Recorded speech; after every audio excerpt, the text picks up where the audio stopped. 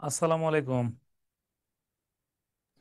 ওয়ালাইকুম সালাম। আসসালামু আলাইকুম স্যার। ইসলাম বলতেছি যে আল্লাহর কাছে শুক্রিয়া যে এখন খালি ক্লাস নিতাম হচ্ছে অফিসের হোয়াইট বোর্ডে, অনেকদিন পরে স্মার্ট বোর্ডে ক্লাস নেব, কথা বলবো ইনশাল্লাহ। তাহলে আজকে এটা স্যার কেমন আছেন স্যার? আলহামদুলিল্লাহ। এখন দেখো কোন কালারটা ভালো লাগে, এইটা নাকি হোয়াইট কালারটা ভালো লাগে, একটু দেখে বইলো। স্যার ব্ল্যাকই ভালো। স্যার ব্ল্যাকটাই ভালো স্যার। ব্ল্যাকটা আচ্ছা, তাহলে আমরা ব্ল্যাকটা লিখি, প্রয়োজন অনুসারে আমরা আলোচনা করতে পারবো। তাহলে জি প্রথম স্যার। আমরা দেখবো হচ্ছে কেমিস্ট্রি বা রসায়নের উৎপত্তিটা কিভাবে হয়েছে, আমরা একটু দেখে চেষ্টা করি। শব্দটা প্রথম ছিল হচ্ছে তোমার কেমিয়া। এর কিছুদিন পরে শব্দটার নাম হয়েছে আলকেমি।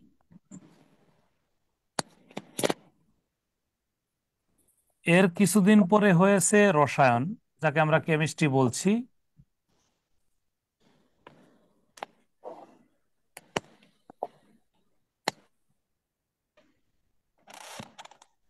বর্তমানে এটার নাম হলো আধুনিক রসায়ন।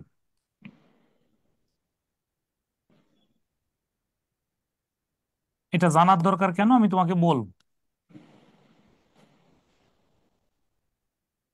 স্যার এগুলো কি আমরা লিখবে স্যার?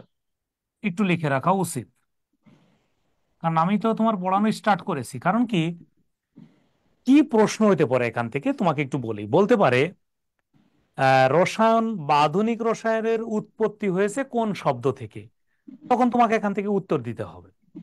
এখন আরেকটা মজার জিনিস তোমাকে দেখাই, আহ, একটু খেয়াল করো। এই কেমিয়া আর আলকেমি, এই দুইটাকে নাম দেওয়া হয়েছে প্রাচীন রসায়ন।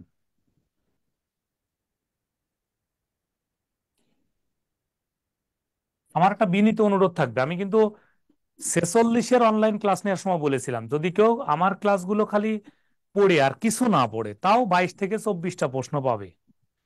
তোমার আল্লাহর কাছে শুক্রিয়া যে একদম 22 থেকে 24টা প্রশ্ন প্রায় হুবহু কমন আসছে। এটা সত্য কথা। 6 থেকে 7টা প্রশ্ন কঠিন হয়েছে, আমি তো জানি 6 থেকে 7টা কঠিন হবে। তো এটা নিয়ে আমাদের আফসোস না, আমাদের আফসোস থাকবে তখন যাদের কমন আসার পরে পারবা না। তাহলে আমি আবার কথাটা মেসেজটা ক্লারিফাই করি, যে রসায়ন বা আধুনিক রসায়নের উৎপত্তি কোন শব্দ থেকে, তুমি বলবা কেমিয়া, অপশনে খুঁজে না পেলে দাগাবা আলকেমি, দুটোর এটা দাগাবা। এখন প্রশ্ন হলো, আমাদের একটু তাকাইতে হবে খুব মনোযোগ দিয়ে, আমি কিন্তু এরপরে প্রশ্ন করব তোমাদের। স্যার যদি কেমিয়া এবং আলকেমি দুইটাই উল্লেখ থাকে তাহলে কি কেমিয়া দিব? প্রথমটা দাগাবো, একটু বুঝাই বলে আরো ক্লিয়ার হবা। ধরো আমরা উৎপত্তির সিরিয়াল অনুযায়ী অপশনে আমরা গত, তোমাদের মধ্যে কেউ কি আমার কম্পিউটার ক্লাস করছো কিনা, একজনও? স্যার আমাদের মেবি কম্পিউটার ক্লাস হয়নি আর কি। আচ্ছা হবে। তোমাদের আমি একটা শিট দেবো, আমি তোমাদের আজকে বলে রাখতেছি। আমি ম্যাক্সিমাম ক্লাসে তোমরা অনলাইনে পড়লেও তোমাদের আমি একটা হোয়াটসঅ্যাপ নাম্বার দেবো, কোনো টপিকস না বুঝলে এটা আমি আমার একদম অফিসিয়াল নাম্বার দেবো। কোনো বিপদে পড়লে, কোনো হেল্প লাগলে খালি আমাকে ওখানে নক দিলে উইথিন 24 আওয়ার্সের মধ্যে তুমি আমার রিপ্লাই পাবা। আমি কি বোঝাতে থ্যাংক পারলাম? You sir. সেটা পড়া সংক্রান্ত হোক, জব সংক্রান্ত হোক, বিপদ আপদ হোক, এটা তুমি মেসেজ পাবা। তাহলে ওখানে তোমার আমি ওই কিছু জায়গা না বুঝলে আমার হ্যান্ড নোটও তোমার কাছে চলে যাবে। তাহলে একটু খেয়াল করো, এই মেসেজটাকে খেয়াল করবা। সেটা হলো তোমার এখান থেকে প্রশ্ন কমন আহ আসার জন্য তোমাকে 3টা বিষয় সিরিয়াস থাকতে হবে। এই জিনিসটা আমরা এখন পড়বো হলো জনক। বুঝে, কিন্তু বুঝে অ্যান্সার দিতে হবে। কার জনক? এখন তোমাকে পরীক্ষাতে কেমিয়ার জনক চাইতে পারে, আলকেমের জনক চাইতে পারে, প্রাচীন রসায়নের জনক চাইতে পারে, বিষয়টা তো একই জিনিস নাকি ভিন্ন জিনিস? এই দুটোর যদি জি আর স্যার। এক নাম হয় প্রাচীন রসায়ন, তাহলে প্রাচীন রসায়ন ভাঙলে তো এই দুটো জিনিসই পাবো। তাহলে জি সেটা স্যার। জনক কে? সেটা জনক হচ্ছে, সবাই একটু লিখবা, আহ, দেখা না গেলে বললো কিন্তু, জাবির ইবনে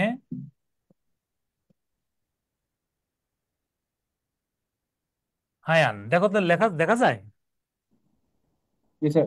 ওকে, তাহলে নামটা শুনেই তোমার কি মনে হচ্ছে বলো তো ভাই, এটা আরবি আরবি মনে হয় না কি মনে হয়? জি স্যার, আরবি আরবি। আরবি আরবি মনে হয়। তাহলে তুমি সহজে মনে রাখতে পারবা আরবীয় বিজ্ঞানী।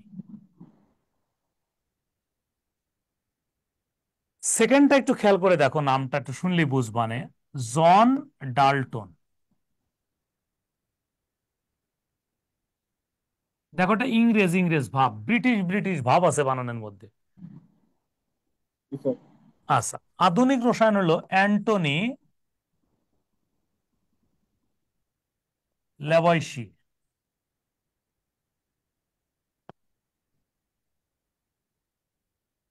আজকের আজ ক্লাসের পরে আজীবন মনে রাখবা, অ্যান্টনি কথাটা মূলত, অ্যান্টনি কথাটা হচ্ছে ফ্রান্সদের পদবী, আর ফ্রান্সদের আমরা কি বলি? ফার্সি। ফরাসি। ফরাসি বলি। আর একটা টেকনিক বানানটা তোমাকে একটু দেখাই। বলেন, ল্যাব হয় দন্তে স। ল্যাভয়শিয়ে, ল্যাভয়শিয়ে, এটা কিন্তু দন্ত স। ল্যাভয়শিয়ে, ঠিক আছে?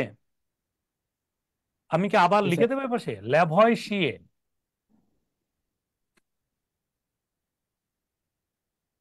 এটা লাগবে তো কাজে, এই জন্য বললাম।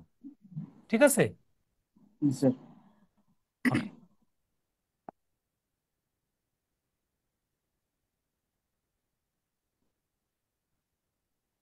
এখন একটু তাকাবো, আমি একটা টেকনিক ইউজ করব এখন, আমাদের কিন্তু মাথার ভিতর সেট আপ দেবো, আজীবনের জন্য মনে রাখবো। কেমিয়া আর আলকেমি দুইটাতে দেখো আরবি আরবি নাম, তাহলে আরবীয় জনক জাবির ইবনে হায়ান। কেমিস্ট্রি ইংরেজ নাম, তাহলে অবশ্যই ইংরেজদের ব্রিটিশ বলা হয়, নামের মধ্যে একটা ব্রিটিশ ভাব আছে। John Dalton. আধুনিকরণ করেছে ফরাসিরা, তাহলে ফরাসিদের পরদি অ্যান্টনি। ক্লিয়ার কিনা আমাকে বলো? জি স্যার। জি স্যার। ওকে। এখন দেখো, তোমরা তো বললে যে ঠিক আছে বুঝছি, তাহলে পরীক্ষাতে যখন প্রশ্ন আসবে দেখুন কি বিপদে পড়বা, দেখো কি আসবে, যে রসায়নের বা আধুনিক রসায়নের জনক কে। ঝামেলাটা কোথায় হবে দেখো। এখন অপশনে এরকম অপশন দিল, ধরে নাও কতে দিল, আহ কতে দিল ইবনে সিনা, খতে দিল ল্যাভয়শিয়ে, ল্যাভয়শিয়ে, গতে দিল ডাল্টন, ঘতে দিল হাইআন। দেখো, ঠিক সেম প্রশ্ন এখানে দিল হায়ান, হতে দিল কপার্নিকাস, গতে দিল ডাল্টন, ঘতে দিল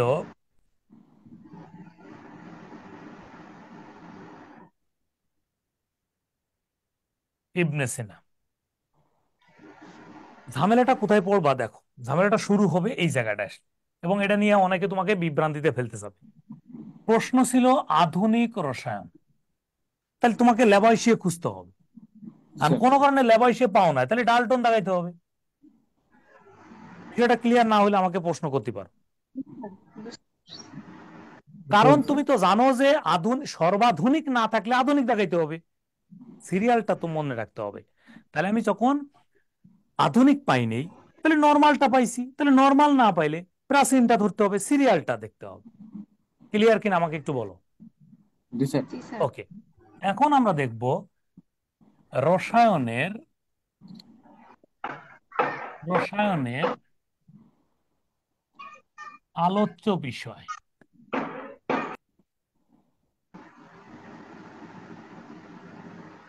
রসায়নের আলোচ্য বিষয়, রসায়নের আলোচ্য বিষয় কি? রসায়নের আলোচ্য বিষয় হচ্ছে পদার্থ নিয়ে আলোচনা করে।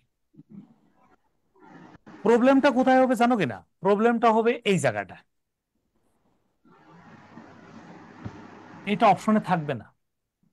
অথবা এইটাকে সহ এমন ভাবে দেবে যে ধাতু নিয়ে আলোচনা করে, অধাতু নিয়ে আলোচনা করে, বিক্রিয়া নিয়ে আলোচনা করে, পদার্থ নিয়ে আলোচনা করে, তখন তুমি বিভ্রান্তিতে পড়ে যাবা যে ধাতু দাগাবো, অধাতু দাগাবো, বিক্রিয়া দাগাবো নাকি পদার্থ দাগাবো। একটা মনে রাখো, পদার্থর মধ্যে তো সব পড়ে গেছে, ধাতু, অধাতু, বিক্রিয়া। স্যার জি স্যার। এই জন্য দেখুন, আমি তোমাকে বোঝাই বলি। এখন যদি বলে যে এখন আমাদের মানুষ আছি আমরা অনেকেই, এখন যদি বলে এদের মধ্যে কমন একটা বৈশিষ্ট্য কি, তাহলে আমরা সবাই মানুষ। ছেলে বললেও ভুল হবে, মেয়ে বললেও ভুল হবে। তাহলে পদার্থের মধ্যে সবাই চলে আসবে। এখন পদার্থ হইতে গেলে কয়টা শর্ত মেনে চলতে হবে? একটা একটা বস্তু পদার্থ কি তিনটে স্যার। পদার্থ নয়, তাহলে আকার তিনটা আর শর্ত মেনে চলতে হবে। কি থাকতে হবে? তার ভর থাকতে ভর হবে। ভর। 2 নম্বর কি থাকতে হবে? আক- স্থান দখল করার ক্ষমতা দখল করতে থাকতে হবে। হবে। এর আকার যত বড়, স্যার। 3 নম্বর কি থাকতে হবে বলো? বল বল প্রয়োগে প্রয়োগের ক্ষমতা থাকতে প্রয়োগের হবে। ক্ষমতা, বাধা দেওয়ার ক্ষমতা থাকতে হবে। প্রয়োগের ক্ষমতা, জি, স্যার। ক্লিয়ার? এবং পৃথিবীতে বল আছে 4 ধরনের। পৃথিবীতে কয় ধরনের বল আছে? 4 4 ধরনের। ধরনের বল। এই বল প্রয়োগ, যে কোনো ধরনের বল প্রয়োগ করলে বাধা সৃষ্টি করার ক্ষমতা থাকা লাগবে। তাহলে এখন দেখো, ভর, স্থান দখল করা, এটার মধ্যে। এখন তুমি তো বুঝবা না ভর কি। ভর মানে সহজ কথা বলি, এটা যদি তুমি মনে রাখো তাহলে আর কোনোদিন ভুল হবে না। দেখো, এইটা যদি মনে রাখো, দাড়ি পাল্লায় মাপা যায়। দাড়ি পাল্লায় কি করা যাবে? পরিমাপ করা যাবে, মাপা যাবে। পরিমাপ করা যায় বা মাপা যায়। আমি সহজ বাক্যে লিখলাম, এটা তো আর বইয়ের কথা না। বইয়ের কথা তো উপরে গুলো, এটা তো তোমার বোঝার জন্য। তাহলে দাড়ি পাল্লা দিয়ে মাপা যাবে, সেগুলো পদার্থ। এখন আসো, যদি এরকম একটা প্রশ্ন আসতো, নিচের কোনটি পদার্থ নয়, কি দাগাবো বলো? নিচের কোনটি পদার্থ নয়? ওকে, ভালো কথা। তোমার কতে দিলাম হলো মানুষ, খতে দিলাম বায়ু, গতে দিলাম মাটি, ঘতে দিলাম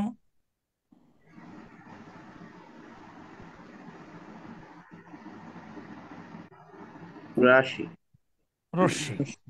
রশ্মি, এখন রশ্মি রশ্মি। বলতে এক্স রে, গামা রে, যে কোনোটা হতে পারে। এখন বলো, ভুলটা কোথায় করবে? দেখো মানুষ, মানুষ ভুলটা যেটা করবে, দেখো, মানুষ যেটা ভুল করবে, অনেকে দাগায় দেবে। কেউ মানুষ দাগাবে, কেউ বায়ু দাগাবে। একটু খেয়াল করে দেখো, মানুষকে কি দাঁড়িপাল্লায় মাপা যায় না? যায়, হ্যাঁ স্যার। যায়। বায়ুকে দাঁড়িপাল্লায় মাপা যায় না? যায়, স্যার। যা- তুমি একটা খালি খালি সিলিন্ডার। খালি একটা বেলুন বা খালি একটা ফুটবল মাপো, এটার মধ্যে বাতাস দেওয়ার পরে মাপো, এমনি একটু কম বেশি পাবা। ডিজিটাল মেশিনে মাটি মাপা হ্যাঁ, যাবে। গ্যাস কিন্তু সিলিন্ডার। মনে রাখো, এই রশ্মি। দেখো, রশ্মি, আলো, শব্দ, এগুলো মাপা যায় না, যায়? না, স্যার। না। এগুলোকে বলা হয়, এগুলোকে পদার্থ বলা হয় না, এগুলোকে বলা হয় শক্তি। কি বলা হয়? শক্তি, শক্তি। শক্তি। শক্তি। এই রশ্মি বলতে কি? সূর্যের আলো। আচ্ছা, সূর্যের আলো এক ধরনের রশ্মি। সূর্যের আলো মাপা হুম, যাবে দাঁড়িপাল্লায়? না। না, স্যার। না, এই তো, এই রশ্মি বলতে সূর্যের আলো মনে রাখো। তাহলে আলো, শব্দ, এগুলো কোনো না। আশা করি এইটুক নিয়ে মোটামুটি আর কোনো কথা থাকার কথা না। জি, স্যার। Clear, sir. ওকে, এখন এটা দেখা যায় ঝামেলাটা কোথায় হবে। দেখো, এখন তোমাদের প্রশ্ন আসলো, পদার্থ কত প্রকার? কি আসবে? পদার্থ কত প্রকার আসবে, পদার্থের প্রকারভেদ। এখন দেখো, ভালো করে দেখবা, পদার্থ কয় প্রকার? 3 প্রকার। একটা হলো মৌলিক, যৌগিক, ভাবে। মিশ্র। সব উত্তর এনে টেকনিক করে পড়ে রাখতে হবে। দেখো, মৌলিক কারা? যারা একা থাকবে। মৌলিক কারা? যারা একা থাকে। এখন একা বলতে বুঝবো কেমনে? বুঝবা, বড় অক্ষর একটি থাকবে, বড় অক্ষর একটি। এখন যে ছেলে বড় অক্ষর চিনতে পারে এবিসিডি, সে কিন্তু মৌলিক চিনে গেল। তাহলে যৌগিক কারা? যৌগিক হলো একের অধিক। একাধিক মৌলিক থাকবে, রাইট? একাধিক হুম, মৌলিক থাকবে, ভালো। তাহলে মিশ্র কারা? যারা মিশে থাকবে। বুঝো কিন্তু, এখন তোমার সবই পরীক্ষাতে থাকবে। এখান থেকে প্রশ্ন হবে। আসো আমরা প্রমাণ দিই, দেখি তুমি বোঝো কিনা। আসো প্রমাণ দিলে বুঝবা। এখন আমি লিখলাম ইউ ইউ ও। এখন এটা দিয়ে পরীক্ষাতে প্রশ্ন আসলে এটা মৌলিক, যৌগিক না মিশ্র হবে? মৌলিক। আচ্ছা, এখন আমরা এটার নাম হলো আনানক্টিয়াম। নামটা নিয়ে জরুরি না, নাম আমার এখন জরুরি না, জরুরি হচ্ছে এরা আমৌলিক কিনা। এখন বলো এখানে বড় হাতের অক্ষর কয়টা আছে? একটি স্যার। একটি আছে স্যার। একটি। বড় হাতের অক্ষর একটা আছে, তাহলে এক আছে, মৌলিক হবে অ্যান্সার। ক্লিয়ার? ভালো করে বলছি। স্যার আচ্ছা, বায়ু, বায়ু লিখলাম। মিশ্র। আচ্ছা, বায়ুর কি কোনো সংকেত লেখা যায় বা প্রতীক লেখা যায়? না। স্যার মিশ্র স্যার, এটার অনেকগুলো উপাদান না, আছে। মানে ওইটাই বলতে চাচ্ছি। তাহলে বায়ুর কোনো সংকেত লেখা যায় না, এরকম করে অক্ষর দিয়ে প্রকাশ করা যায় না। ভালো করে বুঝবো, যারে কোনো অক্ষর দিয়ে প্রকাশ করা যাবে না, সেটা বুঝি আর না বুঝি সেটা নাম হবে মিশ্র। জি স্যার। এসটা সহজ ব্যাখ্যা নাই, বায়ুর কোনো অক্ষর দিয়ে প্রকাশ করা যাবে না, সে বড় অক্ষর। আরো যদি বলি একাধিক মৌলিক না বলে যদি বলি একাধিক বড় অক্ষর, তাও হবে। আর এখানে কি হবে না, কোনো অক্ষরই লেখা যাবে না, অক্ষর লেখা সংকেত দ্বারা এই করা যাবে যায় না না। তুমি প্রমাণ দিতে পারবে না, পৃথিবীর সব টিচারকে এনেও বায়ুর সংকেত দিতে পারবে না, কারণ বায়ু হলো অনেকগুলো উপাদান মিলে থাকে বা মিশে থাকে। তাহলে এটা মিশে থাকে, তাহলে এটা মিশ্র হবে। এখন দেখো, আমি লিখলাম CO2। আমি কিন্তু টিএলএমএ বুঝাচ্ছি, কারণ তোমার পরীক্ষাতে প্রশ্ন তার আমি দাগালি বলবে না, তুমি বেসিকটা বুঝলে অ্যান্সার দিতে পারবা। তাহলে এখন দেখো CO2 কার্বন ডাইঅক্সাইড। এখন কার্বন ডাইঅক্সাইড তোমার জানাটা জরুরি না, মানে বড় হাতের অক্ষর আছে একটা একটা দুইটা, তাহলে যৌগিক এটা স্যার। কি হবে? যৌগিক। যৌগিক হবে। এখন তুমি তাহলে বলো H2O, এটাও যৌগিক স্যার, দুইটা বড় তাহলে যৌগিক। অবশ্যই দুইটা বড় হাতের অক্ষর যৌগিক। আমি তো আরো ভেঙে বলি তাহলে তিনটা বলতে পারতাম, দুইটা অক্সিজেন একটা কার্বন, তাই না? জি আলো আরো বড় করে বলতে পারতাম। কিন্তু এখানে ক্লিয়ার আমরা এই এই অক্ষরগুলো বিবেচনায় রাখবো না, মূল এই সংখ্যাগুলো, মানে 2 3 4 এগুলো বিবেচনা করবা না। তোমার বিবেচনার কাজ হচ্ছে তুমি অক্ষর খালি দেখবা। আর একটু সহজ করে বলি, দেখো এখন যদি আমি লিখতি, দেখো তো ভাই পারো না এটা, আমি লিখলাম স্বর্ণের গহনা। স্যার। কি হবে, মৌলিক, যৌগিক না মিশ্র হবে? ভালো মৌলিক করে হবে। বোঝো, শুধু যদি স্বর্ণ লিখতাম, শুধু স্বর্ণ হচ্ছে AU, কিন্তু একটু স্বর্ণের গহনার কোনো সংকেত নেই, এটা তাহলে তাহলে মিশ্র হবে স্বর্ণ না। কিন্তু মৌলিক। কেন মৌলিক? কারণ একটা বড় হাতের অক্ষর। কিন্তু স্বর্ণের গহনা বললে কিন্তু মিশ্র। হ্যাঁ। ঠিক আছে? হুম। যেমন আরেকটু বলি, আরেকটু বললে বুঝবা, যেমন পিতল। পিতল, পিতল মানে কি কি থাকে জানো কিনা? পিতল কিন্তু একটা মিশ্র পদার্থ, সংকর ধাতু। তাহলে যে কোনো সংকর ধাতুরা কিন্তু সর্বদা মিশ্র হবে। কিরকম? পিতল কি? কার সাথে আমার তামার আমরা 10টা। আচ্ছা। জিঙ্ক বা দস্তা যেটা, 10 এর কিন্তু পিতলের কিন্তু কোনো সংকেত নেই, জানো কিনা? পিতলের সংকেত লেখা যাবে না। যেমন আমি যদি এখন তোমাকে বলতাম পিতলের আর এক নাম কি,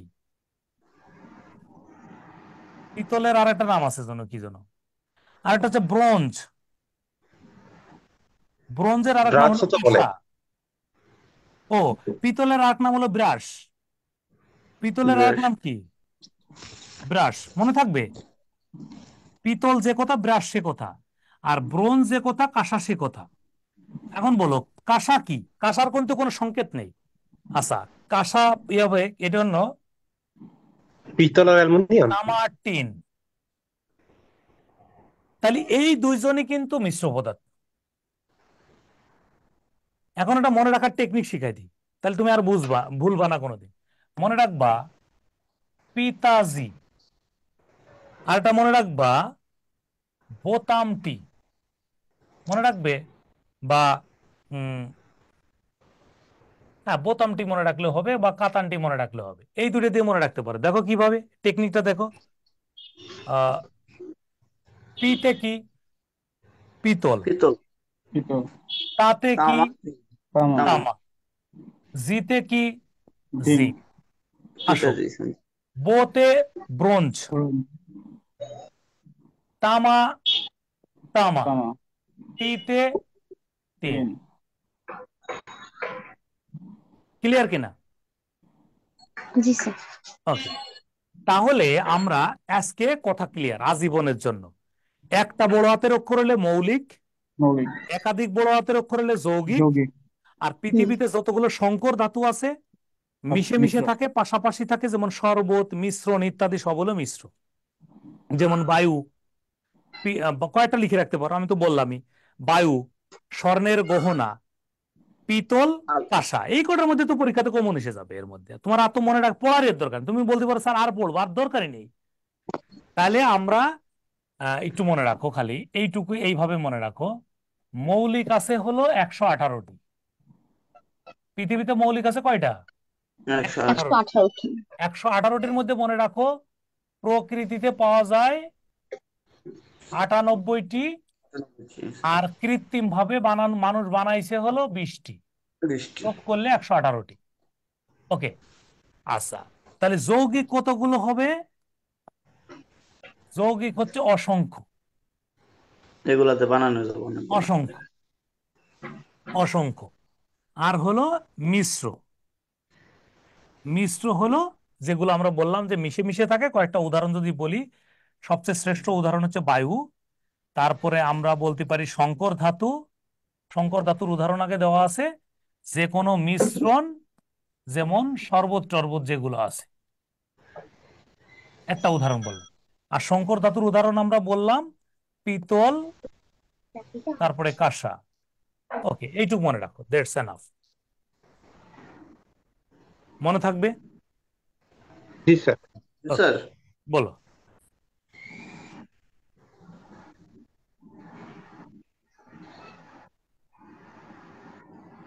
তাহলে বলো, পৃথিবীতে কোন পদার্থ সবচেয়ে বেশি পাওয়া যায়? বলো, এটা পরীক্ষা। যৌগিক, চোখটা বন্ধ করে যৌগিক। স্যার যৌগিক স্যার, হুম। অসংখ্য। কেন অসংখ্য? যার কোনো সংখ্যা বলে পৃথিবীতে শেষ করা যাবে না। তাহলে আমাদের মৌলিক যৌগিক মিশ্র নিয়ে আর কোনো কথা আছে কিনা? না স্যার। না। এখন যে জায়গা আমরা সমস্যা হবে সেটা হচ্ছে পদার্থের অবস্থা। এইটা হলো, এই তিনটি হলো স্থায়ী, নাহলে ভুল করবা কিন্তু। স্থায়ী অবস্থা কিন্তু তিনটি, অস্থায়ী অবস্থা আছে আরো দুইটা, মোট হলো পাঁচটা। তিনটা কি কি আর অস্থায়ী কোন কি কি আমি একটু বলবো। দেখো, এই তিনটা কি কি: কঠিন, তরল, বায়বীয়। কঠিন, তরল, বায়বীয়, তরল, বায়বীয়। বায়বীয় বা গ্যাসীয়। এটুকু তোমরা জানো। ওকে, তাহলে কঠিন, তরল, বায়বীয়। তাহলে অস্থায়ী আরো দুইটা আছে, কোন সব বই পড়তে গেলে পাবা, তখন তোমার যাতে মন না খারাপ হয়। একটা হচ্ছে জেল, আরো তিনটা, সরি, জেল, ইমালসন, প্লাজমা। হুম, এই তিনটা হচ্ছে অস্থায়ী। জেল কোনটা? দেখো, জেল হলো এই দুটোর মাঝামাঝি অবস্থা, বুঝতেছো? তরল ইমালসন হলো তরলের থেকে বেশি ঘন হলে, ভালো করে বুঝবা, তরলের থেকে বেশি ঘন হলে জেল, তরলের থেকে একটু বেশি পাতলা হলে ইমালসন, আর গ্যাসীয়র পরবর্তী অবস্থা হচ্ছে প্লাজমা। এগুলো হলো মাঝামাঝি অবস্থা। যেমন আমি একটু বোঝাই বলি, আচ্ছা, জেল রেখে তরল বলবা না কঠিন বলবা? কিছুই তরল বলবো, কঠিনের মাঝামাঝি। তরল, তরল না মাঝামাঝি একটা কঠিন। অবস্থা। কারণ তরল বলতে তো আমরা পানি বুঝবো, আর কঠিন বলতে তো আমরা নারকেল বুঝবো। কথার কথা, জি নারকেলের স্যার। রসটা হচ্ছে তরল, আর ডিরেক্টলি নারকেলটা হচ্ছে কঠিন। এমন যদি হইতো যে ওই যে নারকেল একটা স্বরের মতো হয়, দেখছো কিনা একটু, ডাবের জি ডাবের স্যার, ডাবের ডাবের সবজি যেটা টাইপ। হয়, যাবে থাকি। এটা একটা জি জেল স্যার। টাইপের হবে। এটা হলো একটা অস্থিতিশীল অবস্থা, ওটা কিন্তু স্থায়ী অবস্থা না।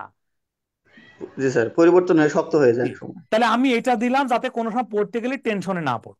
তাহলে স্থায়ী গুলো পড়তে গেলে আমাদের যে প্রবলেমটা হবে সেটা হলো, এখানে তাপ প্রয়োগ যদি আমি করি তাহলে কি রকম পরিবর্তন হয়, এটা নিয়ে আমাদের বিস্তারিত জানা উচিত। আমি কি দেব? তাপ দেব। তাহলে সবার আগে কোনটা বেশি প্রসারিত হবে? প্রসারণ কোনটায় ঘটবে? প্রসারণ যে বায়বীয়। কথা, আয়তন বৃদ্ধি সে কথা, প্রসারণ বা আয়তন বৃদ্ধি। তাহলে সবার বেশি ঘটবে বায়বীয়, সেকেন্ড তরল, সবশেষে কঠিন। ওকে। জি স্যার। এখন তোমরা তো এটা বুঝলে, ভালো কথা। কিন্তু যদি আমরা এই জায়গা পদার্থ জায়গা পানি দিই, তাহলে তো ঝামেলায় পড়ে যাবো। বোঝো নাই কথাটা? দেখো, সেম প্রশ্নটা ঘুরাইয়ে যদি পানির অবস্থা দিত, তাহলে কিন্তু একটু ঝামেলায় পড়ে যাবো। কেন? একটু এখানে কয়েকটা বিষয় জানার আছে। একটা হলো বরফ, পানি, বাষ্প। বাষ্প। আচ্ছা, এখন ঠান্ডা মাথায় আগে ভাবো, কেন এটাতে তোমার উল্টাপাল্টা হবে? এইটারে নর্মালি আমরা কি কঠিন বলতে পারি কিনা? জি স্যার। জি কঠিন। স্যার। এটা জি তরল, স্যার। এটা বায়বীয়। বায়বীয়। তাহলে সমস্যাটা কোথায় হবে এইটা আগে জানার চেষ্টা করো। বলতেছে এইটা থেকে এইটা হইতে গেলে তোমার 0 ডিগ্রি সেলসিয়াস দিতে হবে, আর এইটা থেকে এটা দিতে গেলে তোমাকে 100 ডিগ্রি সেলসিয়াস দিতে হবে। এইটাকে আমরা বলি হলো গলনাঙ্ক, জি স্যার। আর এইটাকে আমরা বলি হলো স্ফুটনাঙ্ক। তুমি কি জানো কিনা আমি জানি না, একটা বরফ 0 থেকে নামালে বরফে পরিণত হইতে থাকবে, কিন্তু এই পৃথিবীতে -273, মনে থাকবে কথাটা? মানে এই পৃথিবীতে তুমি -273 ডিগ্রি সেলসিয়াস, এইটা হলো সর্বনিম্ন তাপমাত্রা। জানো কিনা এটা কি তাপমাত্রা? সর্বনিম্ন সর্বনিম্ন। তাপমাত্রা। অর্থাৎ একটি বরফকে সর্বনিম্ন টেম্পারেচার আনা যাবে এটাতে, কিন্তু এইটার কোনো সাইন্টিফিক নাম নাই। মূলত নাম হলো 0 ডিগ্রি কেলভিন। 0 ডিগ্রি কি বলো? কেলভিন। কেলভিন। এখন এটা হলো সর্বনিম্ন তাপমাত্রা। সর্বনিম্ন তাপমাত্রা যদি কেউ প্রশ্ন করে পৃথিবীর সর্বনিম্ন তাপমাত্রা কত, তুমি কি বলবা? -273 না, degree. 0 degree kelvin. 0 degree kelvin. কেন? কেলভিন। এমন প্রশ্ন করতে পারে, স্যার আমি 273-কে রাইট করব না কেলভিনকে রাইট করব? তাহলে অবশ্যই তোমাকে কেলভিনকে রাইট করতে হবে, কারণ এসআই একক হচ্ছে কেলভিন। আচ্ছা। আমরা যদিও বলি যে ভাই আজকে টেম্পারেচার আজকে 39 ডিগ্রি সেলসিয়াস, এটা তুমি বলার জন্যই বলো, কিন্তু পৃথিবীতে স্ট্যান্ডার্ড একক ধরবে কিন্তু ওরা কেলভিন। এখন আসো অন্য জায়গা যায়। এখন তোমাকে বলতে পারে যে স্যার এই গলনাঙ্ক আর স্ফুটনাঙ্কটা আমরা করবোটা কি? এটা হলো পদার্থের বিশুদ্ধতা যাচাই করা হবে। এটা বুঝছো কিনা? কেউ একজন বলো তো, সত্যি করে বুঝছো কিনা? এটা না বুঝিয়ে পড়ে অনেকে। না তার স্যার। মানে হলো কি বলছে, তুমি 1 গ্লাস পানির মধ্যে কয়েকটা বালির টুকরা দিয়ে দাও, আর একটা গ্লাসের পানিতে পুরো ফ্রেশ রাখো।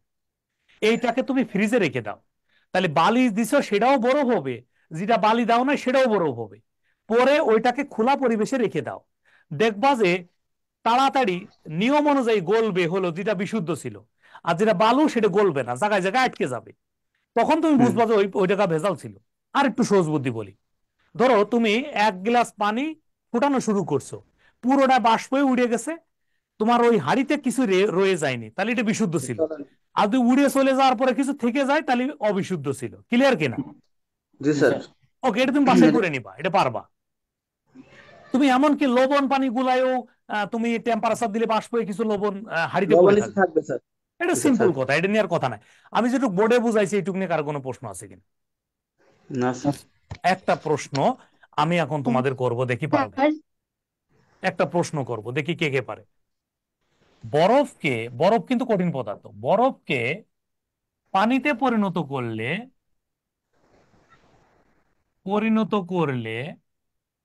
আয়তনের কিরূপ পরিবর্তন ঘটবে?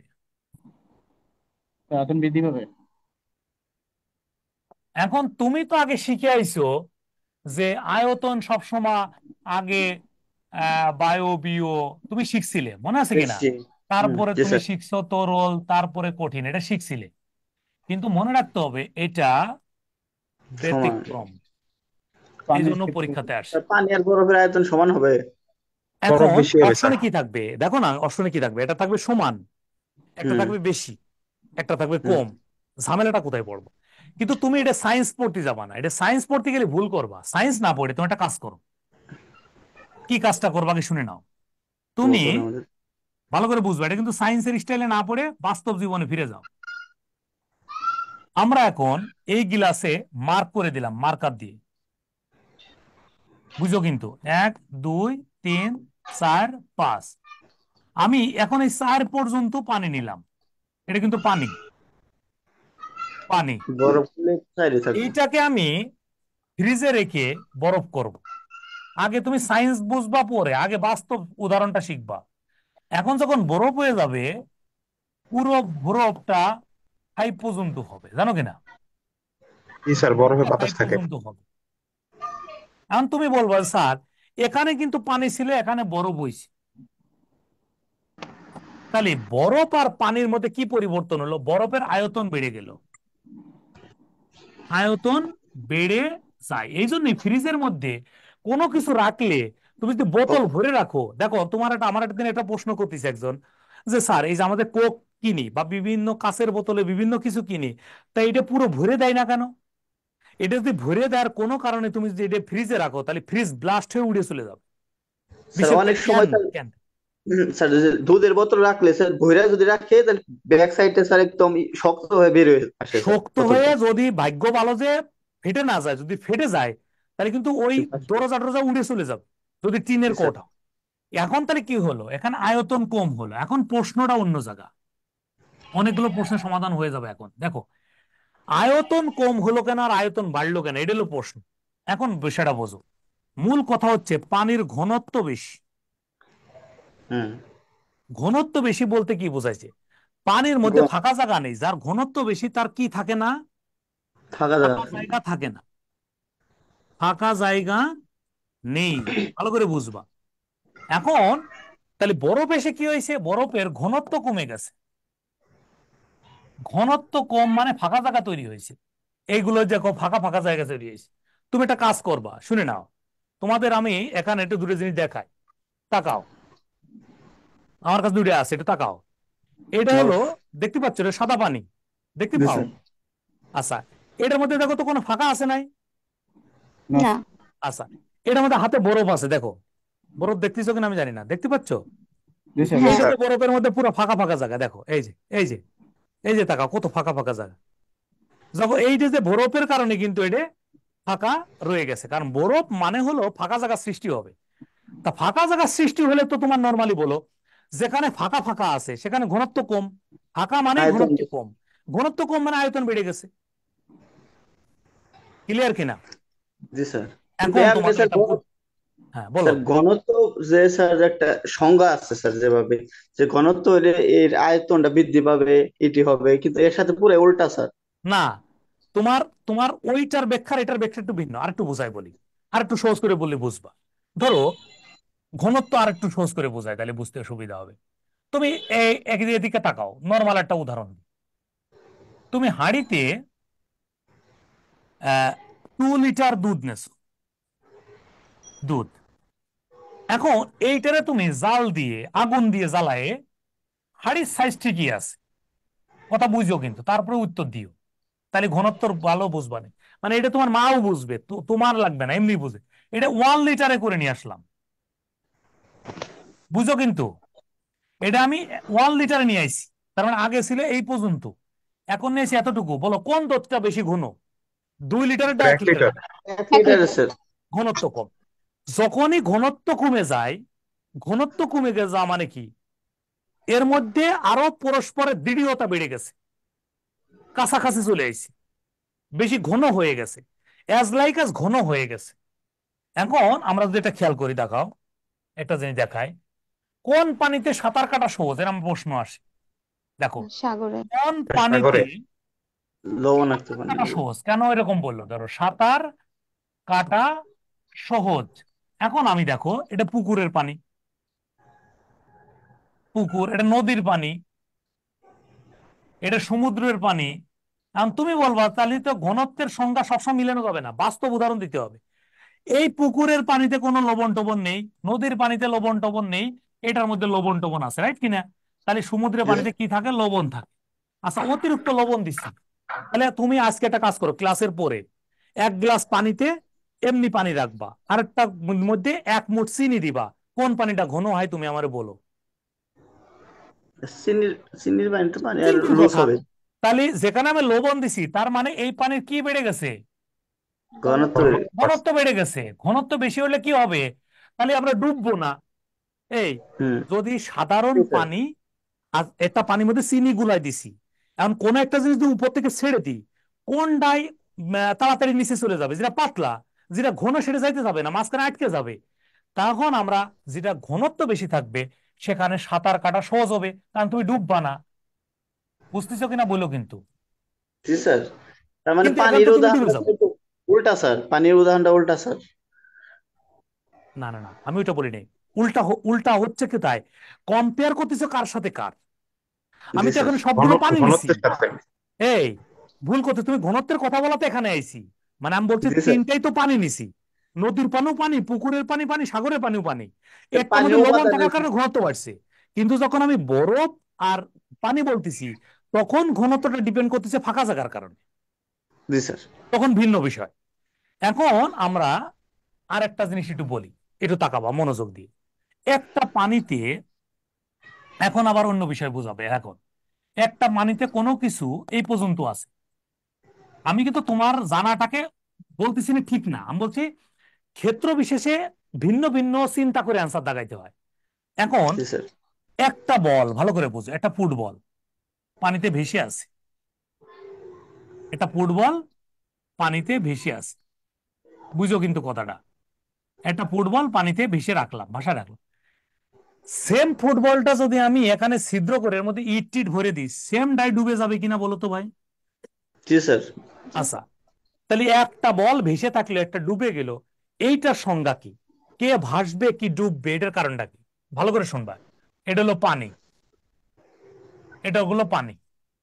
যার ঘনত্ব, যে বস্তুটার ঘনত্ব পানির কম হবে, ভালো করে বুঝবা, হুম, পানির কম ঘনত্বের, বুঝতেছো কিনা, পানির ঘনত্বের কম হবে সেটাই ভাসবে। হবে। আর যেটা পানির ঘনত্বের বেশি হবে, পানির ঘনত্বের বেশি হবে সেটা ডুববে। একটু ক্লিয়ার কিনা আগে বলো। জি জি স্যার। স্যার। সিম্পল কথাবার্তা, এইগুলো তোমার নর্মাল সেন্সে চিন্তা করো। দেখো, একটা নৌকা আমি যখন পানিতে ভেসায় ভাসায় দিচ্ছি, ভেসে থাকবে। আচ্ছা, ওই পুরো নৌকাটা তুমি লোহা দিয়ে ভরে দাও তো কেমনে ভেসে থাকে? টপ করে ডুবে যাবে, ঘনত্ব রাইট? বেশি থাকবে। জি স্যার। হ্যাঁ। তা আর্কিমিডিস কি বলছে? আর্কিমিডিসের সূত্রই তো এটা, যে পানির ঘনত্বের, ভালো করে বুঝবা, পানির পানির উপর কোনো কিছু দিলে যতটুকু ডুবে থাকবে, ওই ডুবা অংশ আর পানির অপসারিত অংশের পরিমাণ সমান। এটি তো আর্কিমিডিসের সূত্র। হুম। বোঝো না এই কথাটা? মানে বলতে জি স্যার। চাইছে, এই জায়গাটা বল ধরো এত পর্যন্ত আইছে, এই অর্ধেক। যেটুক ডুবলো, জি স্যার। বলছে ডুবলো, এইটুক যদি আমি ছুরি দিয়ে কেটে ফেলি, তাহলে হুম, এইটুকের যে ওয়েট হবে আর ওই জায়গাটা যতটুকু পানি ছিল তার পরিমাণটা সমান হবে। সমান। জি স্যার। মজার কথা না? ধরো একটা জি স্যার। নৌকা আমি পানিতে ডুবাই দিলাম, তাহলে নৌকার যেটুকু ডুবে যাবে এটা যদি আমি ছুরি দিয়ে টান দিয়ে কেটে দিই, আর ঠিক ওই জায়গা কতটুকু পানি ছিল ওই দুই জায়গা দাঁড়িয়ে পাল্লা দিই, দুইজন সমান সমান হবে। তার মানে যেটুক নিমজ্জিত থাকে সেইটুক পানির ঘনত্বের সমান হবে, যেটুকু ভেসে থাকা সেটুকু কম, যেটুক ডুবে যাবে সেতটুকু বেশি। বেশি। এইটুক ক্লিয়ার কিনা? জি স্যার। জি স্যার। ওকে। স্যার এই জন্যই কি আমরা দেখি যে পানির মধ্যে যখন আমরা বরফের কুচিগুলো দিই বা বরফ কিছু ঢালি অংশ তখন কিছু অংশ বরফগুলো ডুবে যাবে, জি হ্যাঁ স্যার। আর ভেসে থাকে বাকিটা। আর ম্যাক্সিমাম ভেসে থাকবে। এই সূত্রটা আমরা কার, এই সূত্রটা পড়লাম কার মতে? আর্কিমিডিস। আর্কিমিডিসের সূত্রে। এই সূত্রের নাম কি? এই যে আর্কিমিডিসের সূত্র, পানিতে ঘনত্বের সূত্র। নিমজ্জিত, পানিতে পানিতে নিমজ্জিত অংশ অথবা ভাসবে না ডুববে, এটি কোন সূত্রের সাথে সামঞ্জস্যপূর্ণ? দাগা আসবে আর্কিমিডিসের সূত্রের সাথে সামঞ্জস্যপূর্ণ। স্যার ওই যে ডুবে যাওয়ার অংশটুকু আরেকবার বলে দিলে ভালো হয় স্যার। আর একবার বলি, তাকাও, তুমি নর্মাল সেন্সে চিন্তা করো। তোমরা একটা বরফ খন্ড নিয়ে, ধরো এটা একটা বাটি, তুমি এই পর্যন্ত রাখছো, ভালো করে বুঝো, যে কোনো একটা বস্তু। তা আমি এই ডাস্টারটাই এখানে দিছি, দেওয়ার পরে বা যে কোনো একটা বস্তু দিছি, তুমি দেখলে চিন্তা করলে বস্তুটার, আমি জাস্ট 4 কোণাকার বক্স আঁকি তাহলে বুঝতে সুবিধা হবে। এতটুকু ডুবলো আর একটু বেড়ে থাকবে, এরকম কোনোদিন হয়েছে কিনা বলো? জি জি স্যার। স্যার। হয়েছে, প্রায় ভালো দেখি কথা। এরকম হয়। ঠিক ওই ঘনটুকু কেটে নিলাম আলাদা করে ছুরি দিয়ে মাপ দিয়ে, আর ওই ঘন জায়গা যেটুকু পানি ছিল সেই পানিটুকু আলাদা কিছুতে নিলাম, এরা পরস্পর সমান হবে ওয়েটে। জি স্যার। ওকে, জি স্যার। এখন তাহলে আমাদের এইটুক নিয়ে আমরা আর কোনো ঝামেলায় থাকবো না, আমরা এটা পারবো ইনশাল্লাহ। এখন আমরা ইনশাআল্লাহ। দেখবো হলো আহ, আহ,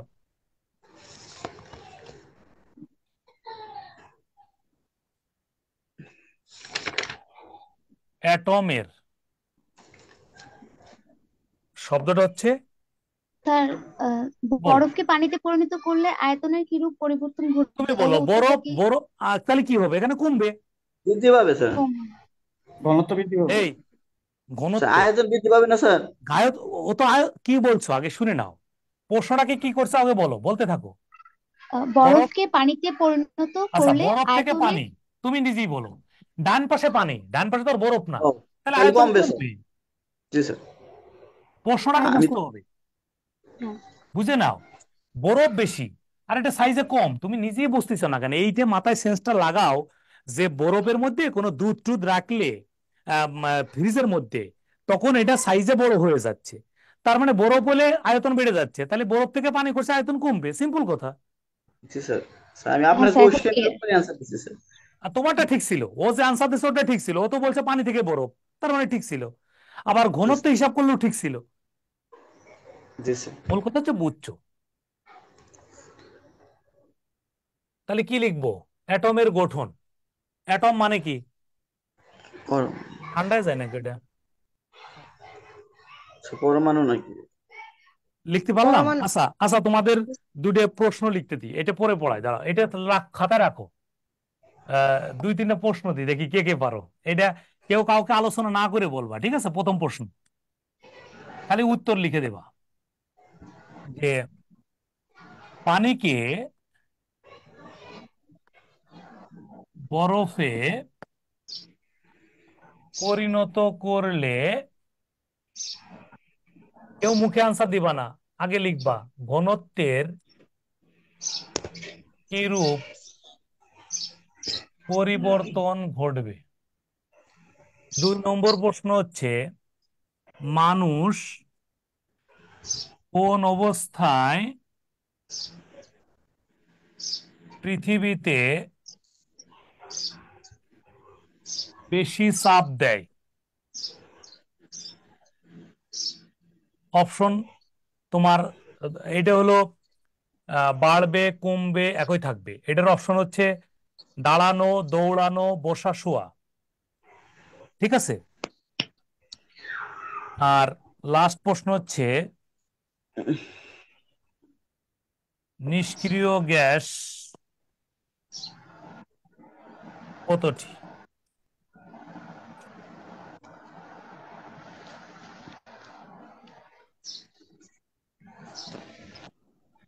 এই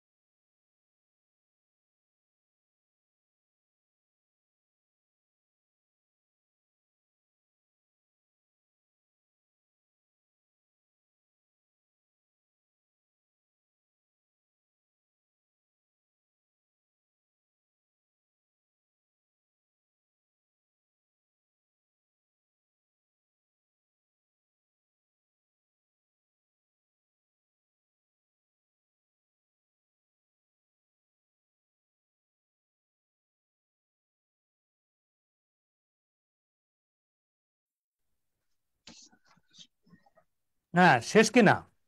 জি স্যার। ওকে, বলো। তো প্রথমটা কমবে, দ্বিতীয়টায় পানিকে দাঁড়িয়ে। বরফ করতে বললে, তাহলে বরফের অবশ্যই ঘনত্ব কম। জি স্যার।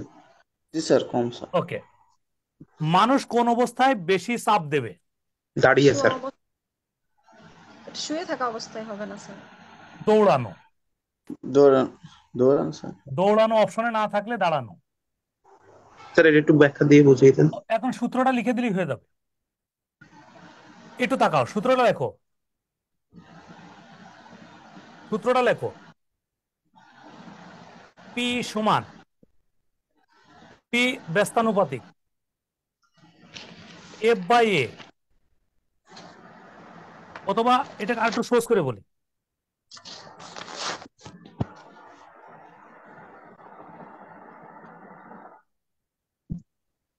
স্যার পি এর মিনিংসটা একটু বলেন, নাহলে তো বুঝতে চাপ, পারিনি চাপ, আমি। প্রেসার, চাপ। এফ এ এ মানে এগুলোর একটু ক্ষেত্রফল। মিনিংসটা বলেন। ক্ষেত্রফল কত জায়গা দখল করবে এটা একটু খেয়াল করো ভাই, প্লিজ। আগে বলি, এফ মানে হচ্ছে তুমি, এফ মানে তুমি, বল, তোমার বল। আচ্ছা, তুমি যদি দাঁড়াও আর দৌড়াও আর করো, ভালো করে বলো, তোমার কি তুমি যে কয় কেজি আছো তার থেকে কম বেশি হবে? না স্যার। আচ্ছা, এখন তুমি, তোমার বল তো ফিক্সড, তাই না? জি তোমার স্যার। পরিমাণ তো ফিক্সড। তাহলে এখানে মূল সূত্র কিন্তু যদি আমরা কাটছাট করে ছোট করি, মূল সূত্র যদি ভুলাই, মূল সূত্র ভুলে যায় কিছু সময়ের জন্য, মূল সূত্র যদি কিছু সময় ভুলে যায়, মূলত এটুকু পি, আমি ইচ্ছা করে ওটা কনস্ট্যান্ট বলে আমি কিন্তু এটা লিখতেছি। কি লিখলাম? এফ স্থির। বুঝো, কিন্তু সূত্র কিন্তু কনভার্ট করা যায়, জানো কিনা? যারা সায়েন্সের ছাত্র আছো তারা জানো। মানে আমি যখন একটা স্থির থাকে তাকে সরাই ফেলতে পারি, জানো তো? বুঝছো কিনা? মানে একটা জিনিস যখন থাকে, স্থির থাকে, তাকে সেখান থেকে আপাতত আমরা সরাই রাখলাম। তাহলে এখানে যার যত জায়গা কম দখল করবে তার প্রেসার বেশি। এখন তুমি বলো, যখন আমরা দৌড়াই তখন কয় পা ব্যবহার করি? 2 পা স্যার। পা, এক পা। আচ্ছা, যখন দাঁড়াই তখন দুই পা। আচ্ছা, যখন বসি দুই পার সাথে আরো কিছু অংশ থাকে। শুয়ে পড়ি তখন পুরো বডি শুয়ে থাকে। তাহলে এর মান যখন কম হবে, তখন পি এর মান, চাপ তখন বেড়ে যাবে। তাহলে যখন আমরা দৌড়াই তখন এর মান সবচেয়ে কম থাকে, এই জন্য দৌড়ানো সবচেয়ে প্রেশার বেশি দেবে। এখন আসো আমরা বাস্তব চিত্র দেখি। এটা বালুর মধ্যে তুমি দৌড়াবা, আর একটা জায়গা তুমি দাঁড়ায় থাকবা, আর একটা জায়গায় তুমি বসবা, আর একটা জায়গায় তুমি শুয়ে থাকো। দেখো তো বালির কোন জায়গা বেশি গর্ত গর্ত হয়ে যাবে? তো এখানে পাও রাখবো। দৌড়াবা যেখানে। জি স্যার। সূত্রটাকে ক্লিয়ার কিনা আগে তাই কো। জি স্যার। এ মানে হলো কত জায়গা দখল করছে, যে বেশি জায়গা দখল করলে চাপ কম দেবে। সেই জন্য একটা এতে মজার কি জিনিস শিখাই এরিয়া? দিই, মজার জিনিস শিখাই দিই, নোট ডাউন করে রাখো। সেটা হলো, চূড়াবালিতে, চূড়াবালিতে কেউ আটকে গেলে তাহলে অন্যদের কিভাবে সতর্ক হওয়া উচিত? শুয়ে থাকা উচিত। কারণ দাঁড়ায় থাকলে টপ করে ডুবে যাবে, প্রেশার বেশি দেবে। শুয়ে থাকলে বেঁচে যাবে। এ দ্বারা কি বোঝায়? এরিয়া। ক্ষেত্রফলের ইংরেজি কি? এরিয়া। এরিয়া। এরিয়া। আর ক্ষেত্রফল বলতে কি বোঝো? দৈর্ঘ্য প্রস্থ, মানে কত জায়গা দখল করতেছো। ক্লিয়ার না ভাই কথাটা? জি স্যার। এটা সূত্র লিখে দিলাম, এটা আগেই বলেছি, আর এটা তো সাতটা আমি নাম লিখে দেবো, সমস্যা নেই।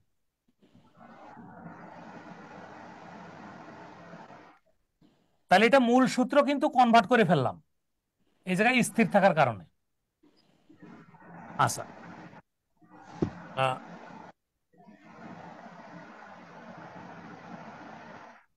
এটা একটু লিখে নাও। হেসেলে নেভানো আগুনে কে যেন রাধে রে অনেকক্ষণ।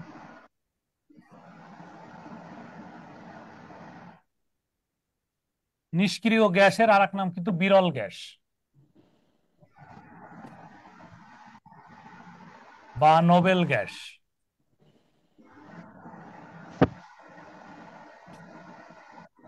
ঠিক আছে? তাহলে হেসেলে থেকে মনে, এটুক কি উপরের টুক লেখা আগে শেষ করো। হেসেলে মানে হলো হিলিয়াম, এটা জানো আশা করি। নিতে কি বলো? আর্গন। নিয়ন। হাতে আর্গন। কি? আর্গন। কেতে কি? ক্রিপ্টন। ক্রিপ্টন। কেতে ক্রিপ্টন।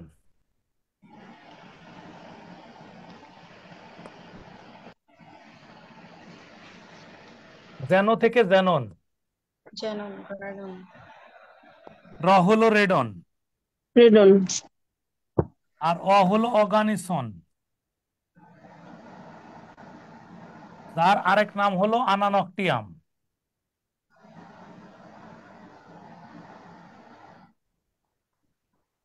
আরেক নাম আনানক্টিয়াম। মনে রাখো হিলিয়াম প্রকাশ করা হলো He দ্বারা। হিলিয়াম এটা হলো 2 নম্বর পারমাণবিক সংখ্যা। এরা নিয়ন হলো Ni 10, এটা আমরা পড়াবো বিস্তারিত আজকের ক্লাসে। আর্গন হচ্ছে Ar 18, ক্রিপ্টন হচ্ছে Kr 36, জেনন হচ্ছে Xc 54, রেডন হচ্ছে Rn 86 পারমাণবিক সংখ্যা, অর্গানিসন হচ্ছে Oz 118 সর্বশেষ আবিষ্কৃত মৌল, যার আরেক নাম হলো আনানক্টিয়াম, এটাও একই জিনিস। তাহলে পারমাণবিক সংখ্যাটা একই থাকবে। তাহলে সোজ করে খালি মনে রাখো হেসেলে নিবানো আগুনে কে যেন রাধেরে অনেকক্ষণ। মনে থাকবে? মনে থাকবে কিনা বলো। স্যার, স্যার উপরের লেখাগুলো আরেকবার যদি বলতেন, আমার লেখা আমরা তো শেষ হয়নি। ডিটেলস লিখে দেবো আরেকবার, মানে আমি তো এখন তো সংক্ষিপ্ত লিখছি। আহ, আচ্ছা। একটু দেখো রাধেরেতে হচ্ছে রেডন। রাধেরে রেডন, যেমন আমি তোমাকে বললে বুঝবা হিলিয়াম, তো এটা তো তুমি আরেকবার লেখার সুযোগ পাচ্ছই। হিলিয়াম হচ্ছে 2 নম্বর পজিশনে আছে, আর এরা কোনো ইলেকট্রন কাউকে দেয় না, কারো কাছ থেকে নেয় না, এই জন্য আমরা এটাকে বলি নিষ্ক্রিয় গ্যাস। আর প্রথম মেসেজ হচ্ছে, ভালো করে বুঝবা কিন্তু, এটা নিয়ে তোমার 2টা কথা জানা দরকার। একটা হলো হালকা নিষ্ক্রিয় গ্যাস। কি বললাম বলো তো ভাই? হালকা নিষ্ক্রিয় গ্যাস। নিষ্ক্রিয় গ্যাস, হালকা নিষ্ক্রিয় গ্যাস। আর হচ্ছে এগুলো ওই যে বেলুন, উড়োজাহাজ, উড়োজাহাজ উড়াতে ব্যবহার করা উচিত। ঠিক আছে, এখন একটা জিনিস জেনে রাখো, যদি আমাদেরকে বলে হালকা গ্যাস তাহলে কিন্তু হবে হাইড্রোজেন। আবার যদি বলে যে বেলুন উড়াতে কোনটি ব্যবহার করা হয়, দেখো পার্থক্যটা কোথায়। বেলুন উড়াতে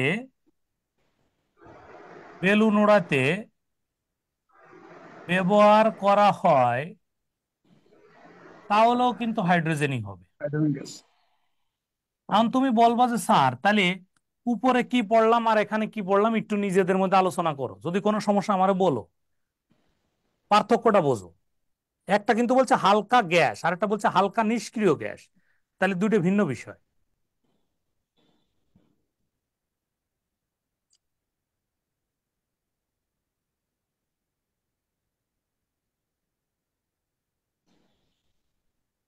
ক্লিয়ার কিনা? এখানে কেউ প্রশ্ন করবা? স্যার আমি না বুঝতে পারি নাই। আবার বলি ভাই, হালকা নিষ্ক্রিয় গ্যাস তো মাত্র 7টা। এটা ছাড়া কি পৃথিবীতে আরো গ্যাস আছে নাকি নেই তুমি বলো? আছে স্যার। আছে। এখন যখন বলতেছি নিষ্ক্রিয় গ্যাসের মধ্যে কে হালকা, তাহলে হবে হিলিয়াম। আর যদি প্রশ্ন করে পৃথিবীতে আল্লাহ যত গ্যাস দিয়েছে তাদের মধ্যে কে হালকা, তাহলে হবে হাইড্রোজেন। এখন তুমি যদি বলো স্যার এটা সাইন্টিফিক ব্যাখ্যা কি, সাইন্টিফিক ব্যাখ্যা হচ্ছে এখানে কিন্তু হাইড্রোজেন কিন্তু 1 আর হিলিয়াম কিন্তু 2। এখন তুমি বলো 1 হালকা না 2 হালকা? 1 হালকা। তার সংখ্যা কম, সে হালকা বেশি। তাহলে এখন যদি এমন হতো যে পৃথিবীতে 2-এর নিচে কোনো গ্যাস নেই, তাহলে উত্তর তোমার ওইটাই হতো 2বারই। এখন কি ক্লিয়ার নাকি এখনো ক্লিয়ার নয়? জি স্যার, এখন ক্লিয়ার। জি স্যার। যাই হোক, থ্যাংক ইউ। আর এটা উচিত কেন? আগে উচিতটা বলি, উচিত কেন? কারণ এই হিলিয়াম দ্বারা বেলুন উড়ালে বেলুনটা ব্লাস্ট হলে আমার ক্ষতি হবে না, কিন্তু হাইড্রোজেন দ্বারা যদি আমি উড়াই তাহলে এটাতে আগুন ধরলে বা ব্লাস্ট হলে আমি একদম পুড়ে ছাই হয়ে যাব। যেমন আবু হেনারনি যেমন মুখটুক পুড়ে গেল বেলুন ব্লাস্ট হয়ে। এখন কয়দিন আগে, তোমরা তো জানো। এখন প্রশ্ন হচ্ছে উচিত কেন? এটা দিয়ে কোনো ক্ষতি হবে না, তাহলে হচ্ছে কেন? কারণ হ্যাঁ দেখেন এইটা দিয়ে যেটা উচিত সেটা করতে গেলে, উচিতটা কাজ করতে গেলে একটা বেলুনের দাম হবে মিনিমাম ধরো 5,000 টাকা। এখন তুমি নিজে সত্যি করে বলবো, আমার খুশি করার জন্য না। একটা তুমি মেলায় গেছো, একটা বেলুন উড়ানোর মানুষ একটা বেলুন নিয়ে বসে আছে, তুমি বললে ভাই এটার দাম কত? তা বললো 5,000 টাকা, তুমি কি কিনবা কিনা? না স্যার। আচ্ছা, কেউ না যদি না স্যার। কেনে, কেউ যদি না কেনে, ওই লোকটা বিবেকবান হয়ে করে তার লাভটা কি হবে আমাকে বলো।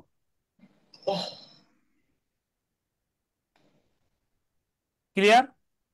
Yes, sir. ওকে, তাহলে আমরা এখন একদম আহ, নিয়নে চলে যাই। নিয়ন হচ্ছে রং বেরঙের বাতিতে ব্যবহার করা হয়। এটা আশা করি তোমরা বুঝো, আমি বুঝাই বলে আরো ক্লিয়ার হবা। আহ, আরো হলো তুমি বলতে পারো বিভিন্ন সাজসজ্জায়। আচ্ছা, তোমরা যে বিয়ে বাড়িতে বা কোনো অনুষ্ঠানে গেছো, কিছু ইলিক ঝিলিক বাতি দেখছো কিনা? ইলিক ঝিলিক এরকম করে জ্বলতে থাকে। কেউ Yes, বলে sir. ঝাড়ু বাতি, কেউ বলে মরিচ বাতি, কেউ বলে ইলিক ঝিলিক বাতি। আসলে এটার মূল নাম হচ্ছে এটা নিয়ন বাতি। এটুকু তোমাকে ক্লিয়ার করতে পারলাম কিনা? জি স্যার। ওকে, এরপরে যেটা হবে সেটা হচ্ছে আর্গন আর ক্রিপ্টন। আর্গন আর ক্রিপ্টন নিয়ে তোমাকে দুইটা মেসেজ খালি জানতে হবে। একটা মেসেজ হচ্ছে তোমার ওই যে তোমরা যে টিউব লাইট আছে বাসায়, tube light, LED tube light বলিনি কিন্তু, ওই যে টিউব লাইটসের যে লম্বা এটা আছে আর কি, কাছের। Fluorescent light. জি, ফ্লুরিসেন্ট বলা হয়, ফ্লুরিসেন্ট। তাহলে টিউব লাইট বা এনার্জি সেভিং লাইট, এটা তো তোমরা জানো এনার্জি সেভিং লাইট যেটা, ওই ফ্লুরিসেন্টই এনার্জি সেভিং লাইট আছে, এনার্জি সেভিং লাইট। আচ্ছা, লেজার লাইটও তো দেখছো আশা করি। জি স্যার। লেজার লাইট, এই লাইটগুলোতে ব্যবহার করা হবে, লেজার লাইটে ব্যবহার করা হয়। আচ্ছা, এই আলোগুলো কেমন আলো? এই আলোগুলো হলো সাদা আলো। তাহলে আমার পরীক্ষার প্রশ্নের উত্তর কিন্তু আমরা পেয়ে গেলাম। যদি বলে রং বেরঙের আলো, তাহলে দেখাবো নিয়ন। যদি বলে সাদা আলো, দেখাবো আর্গন ক্রিপ্টন। বিষয়টা ক্লিয়ার কিনা বল। স্যার লেজার স্যার হচ্ছে লেজার লাইটেও তো লাল হ্যাঁ, নীল। না না না, পরমাণু ভর আর এই সংকেতগুলো একটু লিখে দিন। এটা কিন্তু আগে একবার লিখছিলাম, তাও আমি বলি। একটা হলো নিয়ন,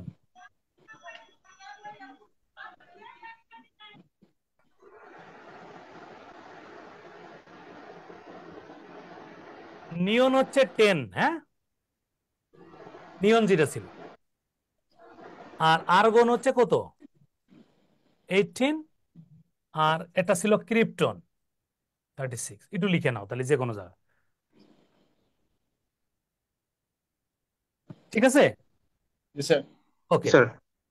এখন একটু দেখো, এগুলো রাখলাম না এগুলো, কারণ পেজ অনেকগুলো হলে কাজ পরে বড় ফাইল হয়ে যায়। এখন শোনো, তাহলে স্যার এখানে আমাদের মেসেজটা হচ্ছে লিঙ্ক। লেজার লাইট নিয়ে একটু কথা বলবো, একটা মিনিট শুধু একটু।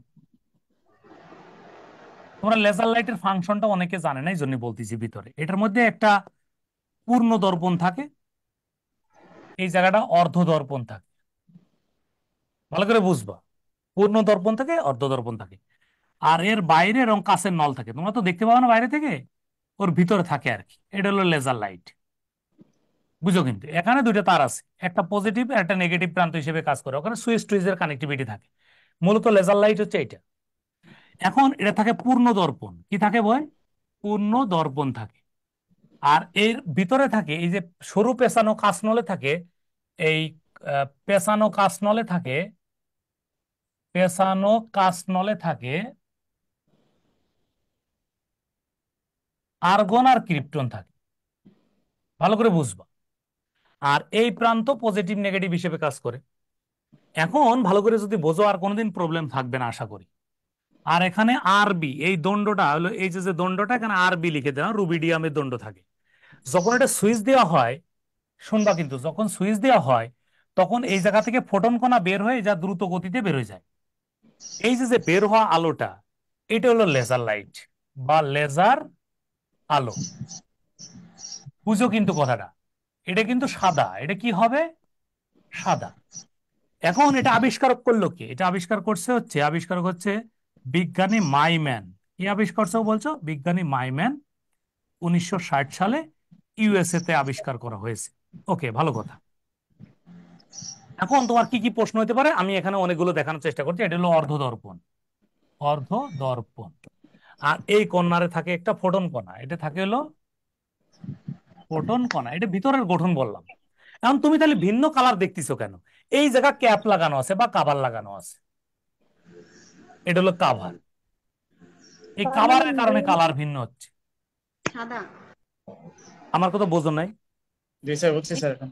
এখন আমি এস স্যার কিভাবে বুঝালে ভালো হবে আমি জানি না। এই অল্প সময়ের মধ্যে এস স্যার ডিটেলস বোঝানো যায় কিনা তাও আমি জানি না।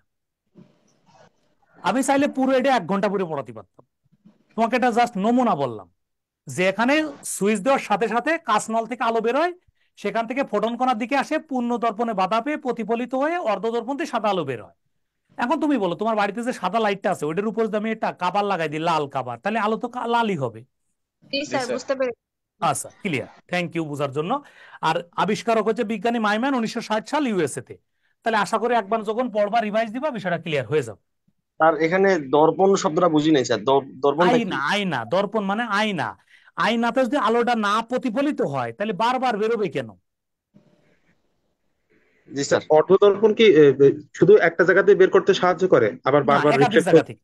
একাধিক জায়গা থেকে মূল যখন তৈরি হয় সেটা একবারে অনেকগুলো আলো বেরোবে, যতগুলো ছিদ্র রাখবে। আমি একটু বোঝাই বলি, অর্ধ দর্পণ শব্দের মানে হলো দর্পণে কোনো না কোনো জায়গা ফাঁকা রাখা। আর তুমি যদি চাও যে আমার লেজার লাইট দিয়ে অনেকগুলো আলো বেরোবে তাহলে অনেকগুলো ফাঁকা রাখবা। তুমি যদি মনে করো দুটো বেরোবে তাহলে দুটো রাখবা, তুমি যদি মনে করো একটা বেরোবে তাহলে একটা রাখবা। জি স্যার। ওইটা তো আমাদের ঘুরে টয় ঘুরে লেজারে পাওয়া তাহলে, যাবে। জি স্যার, টয় লেজার গুলোতে তাহলে একটাই থাকে, তাই না স্যার? মূলত আমাদের যে খেলনা যেগুলো আছে সেগুলোর মধ্যে তুমি দুইটা অংশ পাবা। দামিগুলো কিনলে ওর মধ্যে ক্যাপ খুলে রাখা হয়, ক্যাপ লাগাই দেওয়া যায়। আমি তো জি কিনেছি। স্যার। ওকে, মূল কথা হচ্ছে আলোটা মূলত সাদা বেরোবে, তারপরে তুমি যা কনভার্ট করো সেটা ভিন্ন বিষয়। তাহলে এখন আমরা যেটা দেখলাম সেটা হচ্ছে জেনন। আমি শুধু এক বাক্যে বলবো জেনন সম্পর্কে, যেটা আমরা এক্স দিয়ে পড়লাম।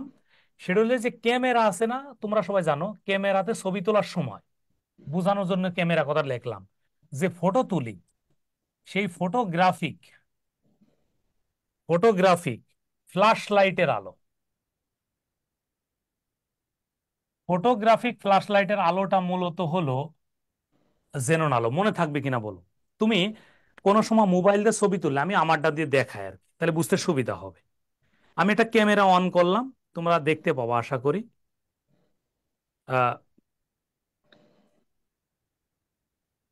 ক্যামেরাতে টর্চ আমরা লাইট যখন অন করলেও হবে ছবি তোলার সময় স্যার? ওই ফ্ল্যাশের সময় যে আলোটা হয় একটা ওইটাই? একটা ফ্ল্যাশ জ্বলে উঠবে ছবি তোলার সময়, এমনি উঠবে না, না তুললে আসে না সব। দেখছো কিনা? জি স্যার। জি স্যার। এটা মূলত জেনন আলো। এটা হলো জেনন আলো। তা তখন সায়েন্স বলতেছে এটার আলোটা ধবধবে সাদা আলো, শুধু সাদা না। কেমন আলো বলো? ধবধবে সাদা। ধবধবে সাদার মধ্যে একটু বেশি সাদা। তাহলে এখন একটা প্রশ্নের উত্তর দাও তো। যদি বলে রং বিরং তাহলে কি দেখাবো? নিয়ন। নিয়ন। নিয়ম। নিয়ন। শুধু সাদা বললে কি দেখাবো? Argon krypton. Argon argon krypton. Krypton. আর ধবধবে সাদা বললে কি দেখাবো? xenon। জেনন। কেন? এই তো ক্লিয়ার। এইগুলোই পরীক্ষার প্রশ্ন। এখন দেখো আমাদের খুব ইম্পর্টেন্ট যেটা সেটা হচ্ছে রেডন, খুবই গুরুত্বপূর্ণ। রেডন হচ্ছে RN86। এখন তুমি কি এটা জানো কিনা আমি জানি না, পাশে সাইড নোট দিলাম যে যদি পারমাণবিক সংখ্যা,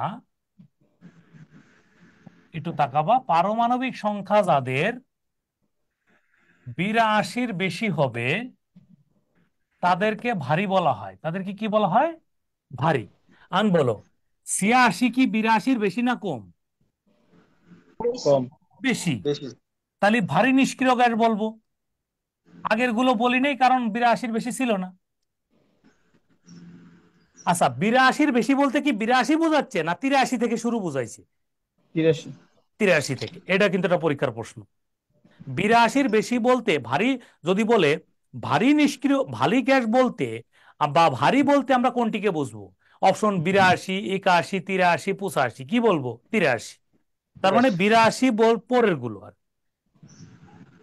তাহলে একটু খেয়াল করে দেখো যে ভারী নিষ্ক্রিয় গ্যাস 2 নম্বর হলো এটা ক্যান্সার চিকিৎসায় ব্যবহার করা হয়। তোমরা তো এটা জানো মনে হয়, ক্যান্সার চিকিৎসায় ব্যবহার করা হয়।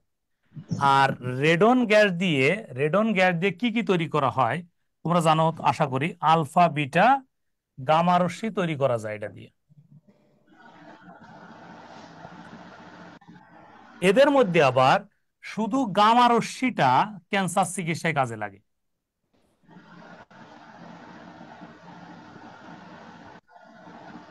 এখন ভুলটা কোথায় করবা দেখো, ভুলটা কোথায় করবা। মজার একটা ভুল করার সিস্টেম বলি। যদি বলে কোন গ্যাস ক্যান্সার ট্রিটমেন্টে ব্যবহার করে তাহলে কিন্তু রেডন। এখন যদি বলে কোন রশ্মি ক্যান্সার চিকিৎসায় তাহলে কিন্তু গামা। কিন্তু যদি বলে রেডন কোন কোন রশ্মি তৈরি করে, তখন যদি শুধু গামা দাও তাহলে জিরো হয়ে যাবে সবগুলোই। কথাটা বোঝো নাই মনে হয়? মানে আচ্ছা রেডন তিনটাই তৈরি করতে পারে, কিন্তু তিনটের মধ্যে থেকে একটা দিয়ে সে ক্যান্সার চিকিৎসা করে। ক্লিয়ার? জি স্যার। আচ্ছা, এরা বিভিন্ন আইসোটোপ তৈরি করতে পারে। কি তৈরি করে বলো? আইসোটোপ। আইসোটোপ তৈরি করে। আইসোটোপ আমরা বিস্তারিত পরে বলবো। যাদের পারমাণবিক সংখ্যা 1 থাকে কিন্তু ভর সংখ্যা ভিন্ন থাকে তাদেরকে আইসোটোপ বলা হয়। আমরা পরে ডিটেলস দেখব।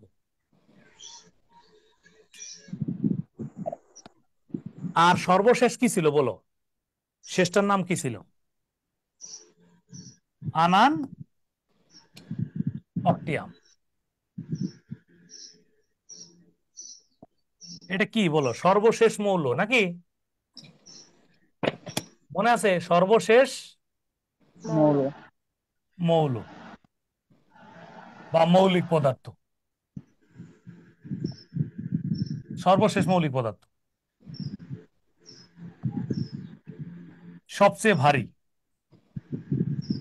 সবচেয়ে ভারী নিষ্ক্রিয় গ্যাস।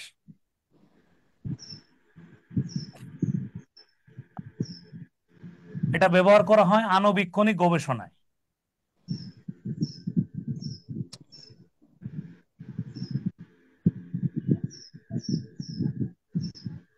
আণুবীক্ষণিক গবেষণা তো বোঝো, সূক্ষ্ম সূক্ষ্ম গবেষণা। ক্লিয়ার কিনা বলো তো ভাই? জি স্যার। ওকে, তাহলে নিষ্ক্রিয় গ্যাস নিয়ে কারো কোনো প্রশ্ন আর থাকবে কিনা বলো? নিষ্ক্রিয় গ্যাস নিয়ে কারো কোনো প্রশ্ন থাকবে কিনা আমাকে বলতে পারো।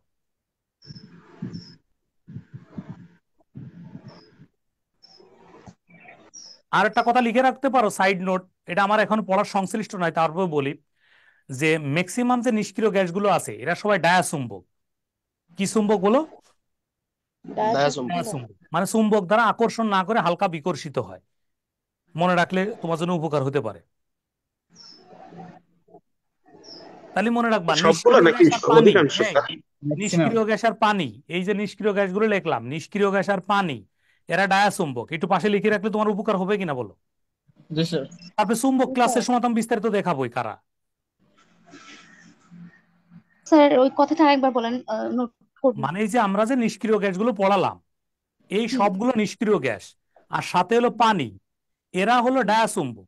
আর ডায়াচুম্বক মানে হলো চুম্বক দ্বারা হালকা বিকর্ষিত হবে। বিস্তারিত আমি চুম্বক ক্লাসে দেখাই দেবো। ঠিক আছে। ওকে, তার মানে অনেক বই লেখা আছে এরা প্যারাচুম্বক, না, এরা সব ডায়াচুম্বক। মানে এরা চুম্বক দ্বারা এইসব গ্যাস কখনো আকর্ষিত হবে না, বরং আরো পালাবে, দূর থেকে দূরে চলে যেতে হবে। তাহলে আশা করি এটা নিয়ে কোনো কথা নাই। আমরা এখন চলে যাচ্ছি হলো তোমার অ্যাটমের গঠন।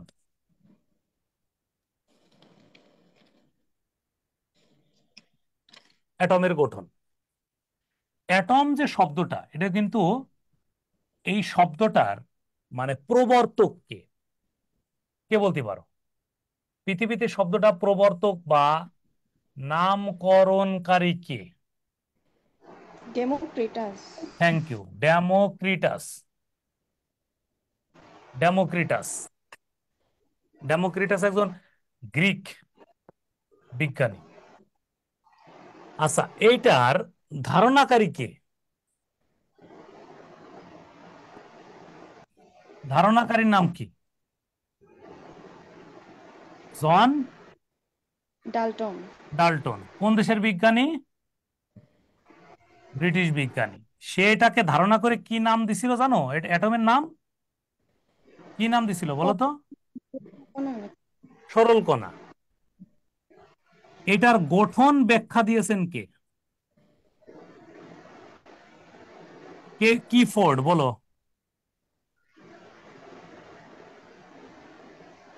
কি ফোর্ড? রাদারফোর্ড। রাদারফোর্ড। তিনি একজন নিউজিল্যান্ডের নিউক্লিয় বিজ্ঞানী। নিউজিল্যান্ডের নিউক্লিয় বিজ্ঞানী।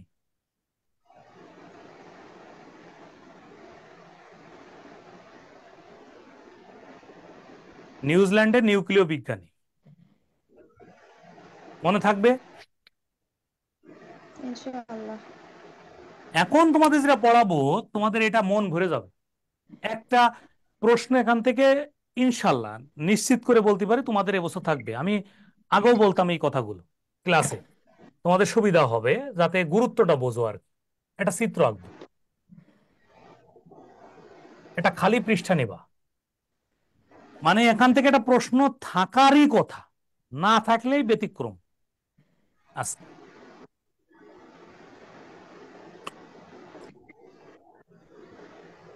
এই পর্যন্ত আইছো কিনা?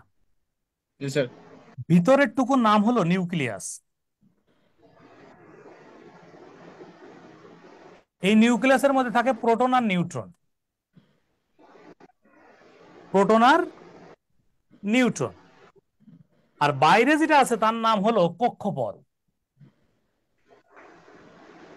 কক্ষপথ এটাকে কেউ বলে বহিঃস্তর,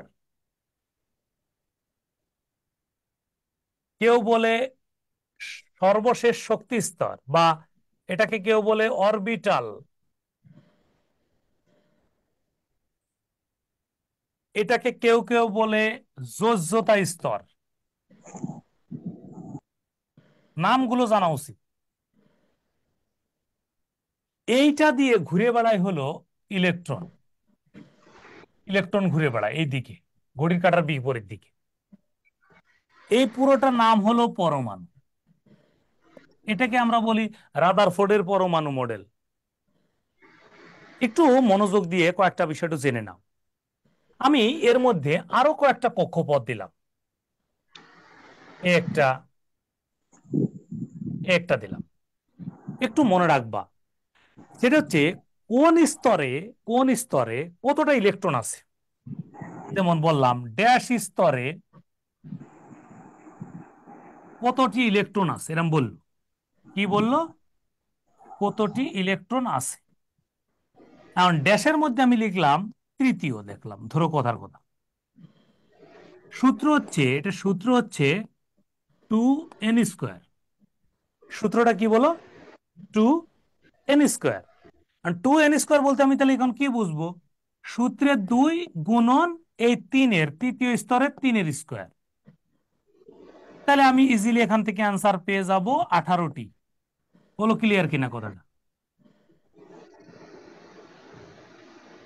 কথাটা কি ক্লিয়ার কিনা? জি স্যার। জি স্যার। এখন তৃতীয়র জায়গা যদি চতুর্থ দিত তাহলে কয়টা হতো? মুখে মুখে বলো। স্যার 32। 32। যদি দ্বিতীয় বলতো, দ্বিতীয় সেকেন্ড 8 স্যার। 8। 2 দুগুণে 4, 4 দুগুণে 8। জি স্যার। 8। বিষয়টা ক্লিয়ার? ওকে, ভালো লাগলো। এখন আমরা যেটা যাবো এটা একটু গুরুত্বপূর্ণ বিষয়, একটু তাকাবা সবাই মনোযোগ দিই। এখন বলতেছে এই ইলেকট্রনটা তো বাইরে দিয়ে ঘুরে বেড়াচ্ছে।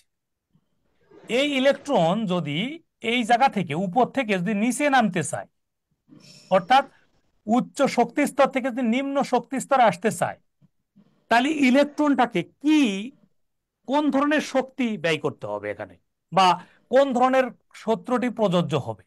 বুঝো কিন্তু কথার আগে, মানে যদি সে উপরে আসে নিচে আসতে চায় তাহলে এখানে শক্তির কিরূপ পরিবর্তন ঘটবে বলো?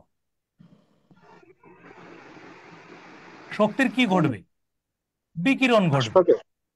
বিকিরণ। বিকিরণ বা ছেড়ে দেওয়া, রাইট কিনা? আমি যদি তোমাকে একটু সহজ করে বুঝাই বলি, একটু দেখো তো ভাই, এ কথাটা সহজ করে বুঝাই বলি, একটু তাকাও। যদি সহজ করে বুঝাই বলতাম যে আহ তুমি ধনী আছো, উপরে আছো মানে তুমি ধনী আছো, তুমি গরিব হতে যাচ্ছ, তাহলে তোমাকে টাকা কি করতে হবে? বিলাই দিতে ব্যাকওয়ার্ড। হবে। জি স্যার। বিলাই দিতে হবে। বিলাই দেওয়া মানে বিকিরণ করে দেওয়া, রাইট? ঠিক আছে, কিন্তু এই ইলেকট্রনটা ঠিক এই জায়গায় চলে আসলো, ভালো কথা। এখন সে আবার উপরে উঠতে চাচ্ছে, উপরে চলে যাবে, মানে নিচ থেকে আবার উপরে যাব। এখন তুমি বলো এখানে কি ঘটতে হবে? শক্তির কি রূপ পরিবর্তন ঘটবে? তাহলে শক্তির কি ঘটবে বলো,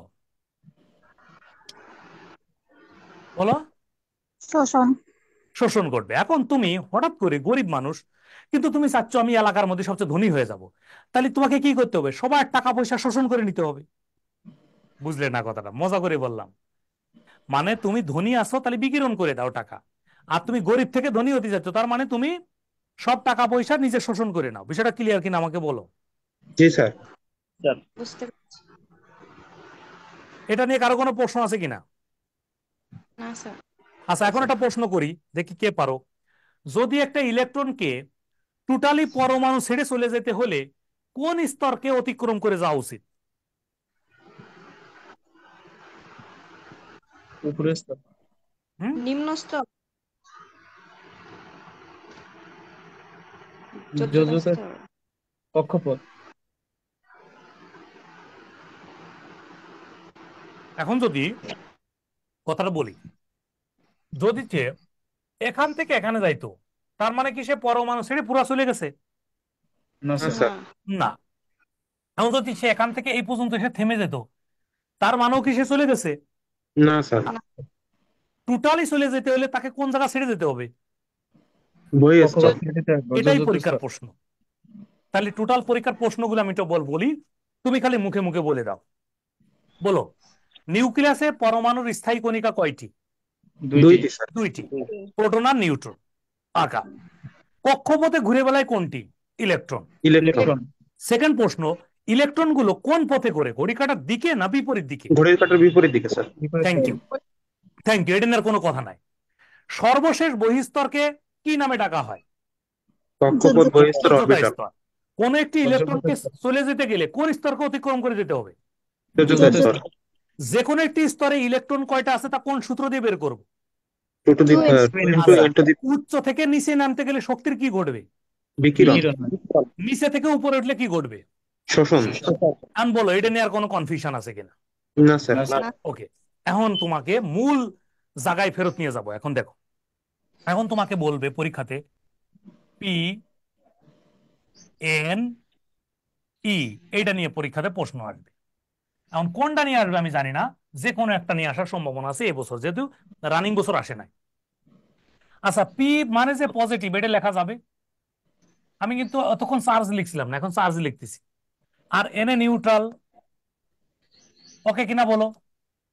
আর মাথার উপরে নিয়ে বেড়াচ্ছে নেগেটিভ। একটু বুঝাই বলি, এত ভালো একটা কথা বলতেছি, কিন্তু এর মাথায় যে মাইনাস আছে, এই পুরোটা মিলে কিন্তু ইলেকট্রন।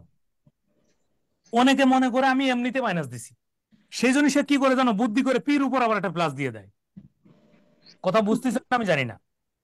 জি মানে স্যার, পি বুঝতে হলো পারছি। প্রোটনের প্রতীক, এন হলো নিউট্রনের প্রতীক, ইলেকট্রনের প্রতীক হচ্ছে ই টু দি পাওয়ার মাইনাস। বিষয়টা ক্লিয়ার কিনা আমাকে তাই বলুন। জি স্যার। জি স্যার। আচ্ছা, যেমন আমি কম্পিউটার ক্লাসের সময় বারবার করে বলতাম এই কথাটা, যদি বড় হাতের বি থাকে তাহলে এটা বাইটের সংক্ষিপ্ত রূপ, এটা বলতাম। আর ছোট হাতের বি হলো বিটের সংক্ষিপ্ত রূপ। বিট। বুঝো কিন্তু? ঠিক এখানে আমি তোমাকে আজকে একটা জিনিস শেখানোর চেষ্টা করতেছি, প্রোটন আর নিউট্রনকে বড় হাতের ছোট হাতের যে কোনোটা লিখলেই হবে, কিন্তু ইলেকট্রনকে সর্বদা ছোট হাতের হয়েই লিখতে হবে। ক্লিয়ার কিনা কথাটা বল? জি স্যার। ওকে, এটা নিয়ে আর কথা থাকবে না। তাহলে এখানে লিখে বলো প্রোটন। এখন প্রোটনের বাড়তি একটা উচ্চারণ র থেকে এখানে লিখে পেলো রাদারফোর্ড।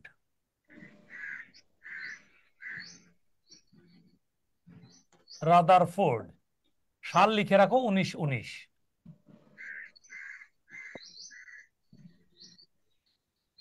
কোন দেশি স্যার? কে? রাদারফোর্ড। ওকে, এটা তুমি জিজ্ঞেস করতে পারলে ইউএসএ? না? রাদারফোর্ডের পরমাণু মডেল পড়ানোর সময় রাদারফোর্ড লিখে আসলাম না? ও স্যার, ব্রিটিশ ব্রিটিশ। কেন?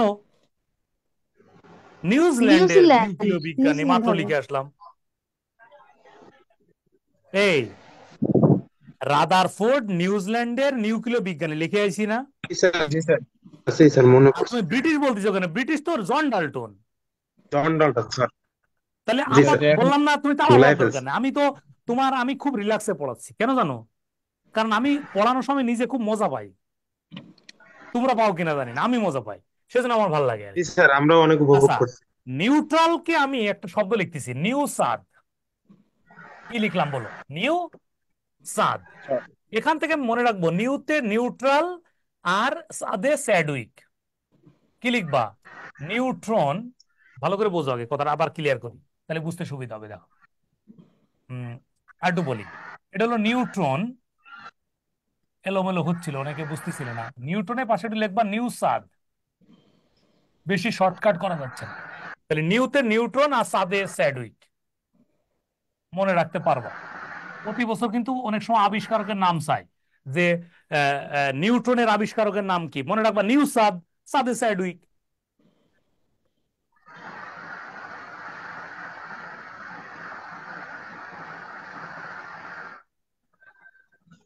আর নেগেটিভ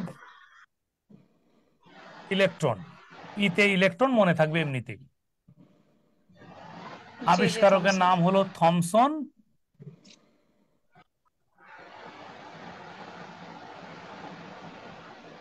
1897 সাল। মনে থাকতে পারবা কিনা বলো? স্যার এগুলার চার্জের পরিমাণ কি আসে চার্জের পরিমাণ তো বা তোমার ভর? দেওয়াই আছে এখানে, পরিমাণ জানার দরকার নেই। যে পজিটিভ, নিউট্রাল, নেগেটিভ এইগুলো আসবে। না স্যার, আমি বুঝেছি, ভর আছে যেমন। ওইগুলো দরকার হ্যাঁ, নেই। ওরকম প্রশ্নের ছাড়িয়ে আসবা। আমি তো জানি যে আমি তোমার কমন বাতাবো যে 22 থেকে 24টা, জি স্যার। কারণ ওইগুলো জটিলতা জন্ম দেবে আরো বেশি। তারপরে পড়তে চাইলে শিটে দিয়ে দিছি, পড়ে নিও, সমস্যা নাই। এখন আমি যেটুকু পড়াই আমার সাথে এইটুকু মনে রাখবো। পিতে পজিটিভ প্রোটন, রতে রাদারফোর্ড 1919, এনে নিউট্রাল, নিউট্রন, নিউসাদ, স্যাডউইক 1932, ইতে ইলেকট্রন মাথার উপরে বয়ে নিয়ে বেড়াচ্ছে নেগেটিভ, দুইজনের নাম শিখেছি, বাকি আছে একজন থমসন। তারপরে এটা সবার আগে 1897। ক্লিয়ার? জি স্যার। ওকে। এখন আমাদের যেটা লাগবে সবচেয়ে এক, আমাদের হার্ড পয়েন্ট, যেটা আজকের ক্লাসের হার্ড পয়েন্টটা যদি আমরা দেখি, সেটা হলো, একটু সবাই দেখবো, সেটা হলো আইসোটোপ, আইসোবার,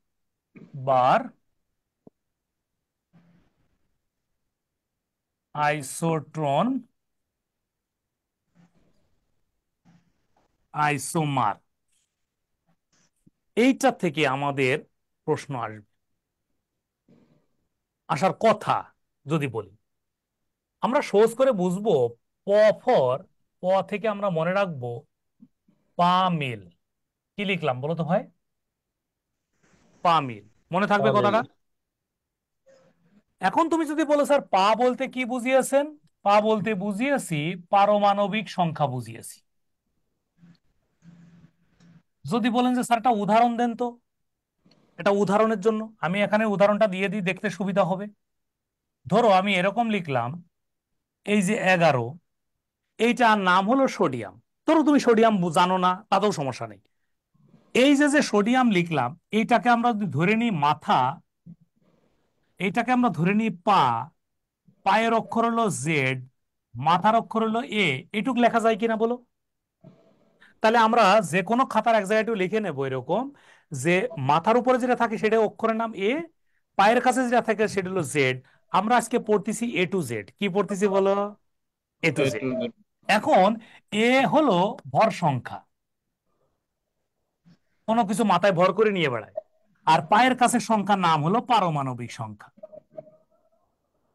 ওকে, এখন আজকে ক্লাসে একদম বলছিলে যে ওই যে কোন একটা সময় ছিল পারমাণবিক সংখ্যা কি, পারমাণবিক সংখ্যা 82-র বেশি, এই যে লেখা আছে পায়ের কাছে সংখ্যা পারমাণবিক সংখ্যা, এটা অবস্থান কোথায়? নিউক্লিয়াসে। এবং এই দুটো নিউক্লিয়াসের মধ্যে এই পারমাণবিক সংখ্যা বলতে কি বোঝাচ্ছে? একটু সরাও, ভর সংখ্যা একটু দেখো এখানে এই দুটোকে, এই জায়গা থেকে আমাদের আরেকটা জিনিস একটু বের করতে হবে। কি বের করতে হবে দেখো, এই মাথা বিয়োগ পা যদি তুমি করো, মনে রাখবা আজীবনের জন্য, মাথা বিয়োগ পা সমান এন। এন মানে কি সংখ্যা বলো, আজকে পড়াইছি। এন সংখ্যা কোন সংখ্যা? একটু আগে পড়া দিয়ে আসলাম,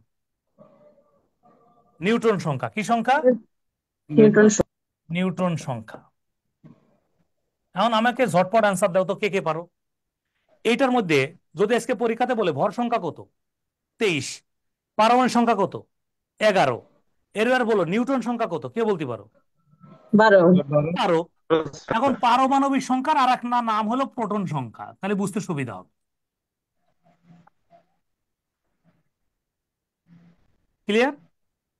আর একটা মজার জিনিস বলি, প্রোটন সংখ্যা হলো পি। আর একটা জিনিস শিখে রাখো, পি সমান ই। বোঝো নাই কথাটা? কে কে বোঝো নাই সত্যি করে বলো তো। তার মানে একটা টেকনিক ইউজ করেছি, যদি আমাদের পরীক্ষাতে পারমাণবিক সংখ্যা চাই তাও 11, প্রোটন সংখ্যা চাই 11, ইলেকট্রন সংখ্যা চাই 11, কারণ পি যে কয়টা ইলেকট্রন সে কয়টা, এটা পড়া লাগে না, এটা মুখস্থ। তাহলে তুমি এই 11-এর 3টা প্রশ্নের উত্তর দিতে পারবা, প্রোটন সংখ্যা, পারমাণবিক সংখ্যা, ইলেকট্রন সংখ্যা, ইলেকট্রন সংখ্যা। জি। আর ভর সংখ্যা হলো 23, আর দুটো বিয়োগ করলে নিউটন সংখ্যা। এ যাবৎকালে বিসিএস এর একটা পরীক্ষা তুমি দেখাতে পারবা না ইলেকট্রন সংখ্যা, প্রোটন সংখ্যা, পারমাণবিক সংখ্যা, ভর সংখ্যা, নিউটন সংখ্যা কোনো সংখ্যা আইছে। সংখ্যা হলো 5টা, মোট সংখ্যা হলো 5টা। দেখো ভর সংখ্যা মাথায় থাকে, পারমাণবিক সংখ্যা, প্রোটন সংখ্যা, ইলেকট্রন সংখ্যা পায়ে থাকে, তাহলে 4টে শিখা হয়ে গেল। দুটো বিয়োগ করলে নিউটন সংখ্যা, একটা হয়ে যাবে পরীক্ষার দিন। আশা করি ভালো লাগছে। এটা তোমার অ্যাজ ইউজুয়ালি গাইডে আমি যে শিটে লিখে দিয়েছি সেটাও লিখে দিইনি।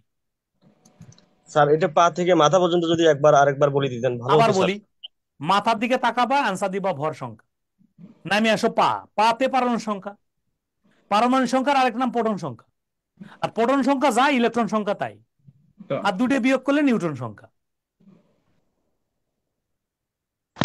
ভর সংখ্যা থেকে এই পারমাণবিক সংখ্যা বিপরীত যেটা।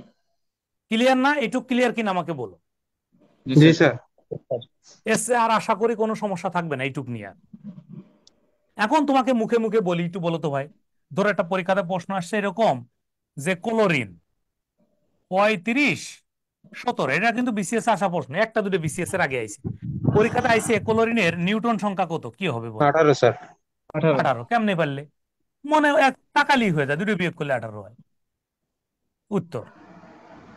তাহলে আমার এই ক্লাস করার পরে এইসব অঙ্ক করতে লাগবে কয়েক সেকেন্ড মাত্র। কিন্তু যদি আজকে সায়েন্সের ছাত্র করতো, সে কি দিয়ে করতো জানো? এই সূত্রই ফেলাতো।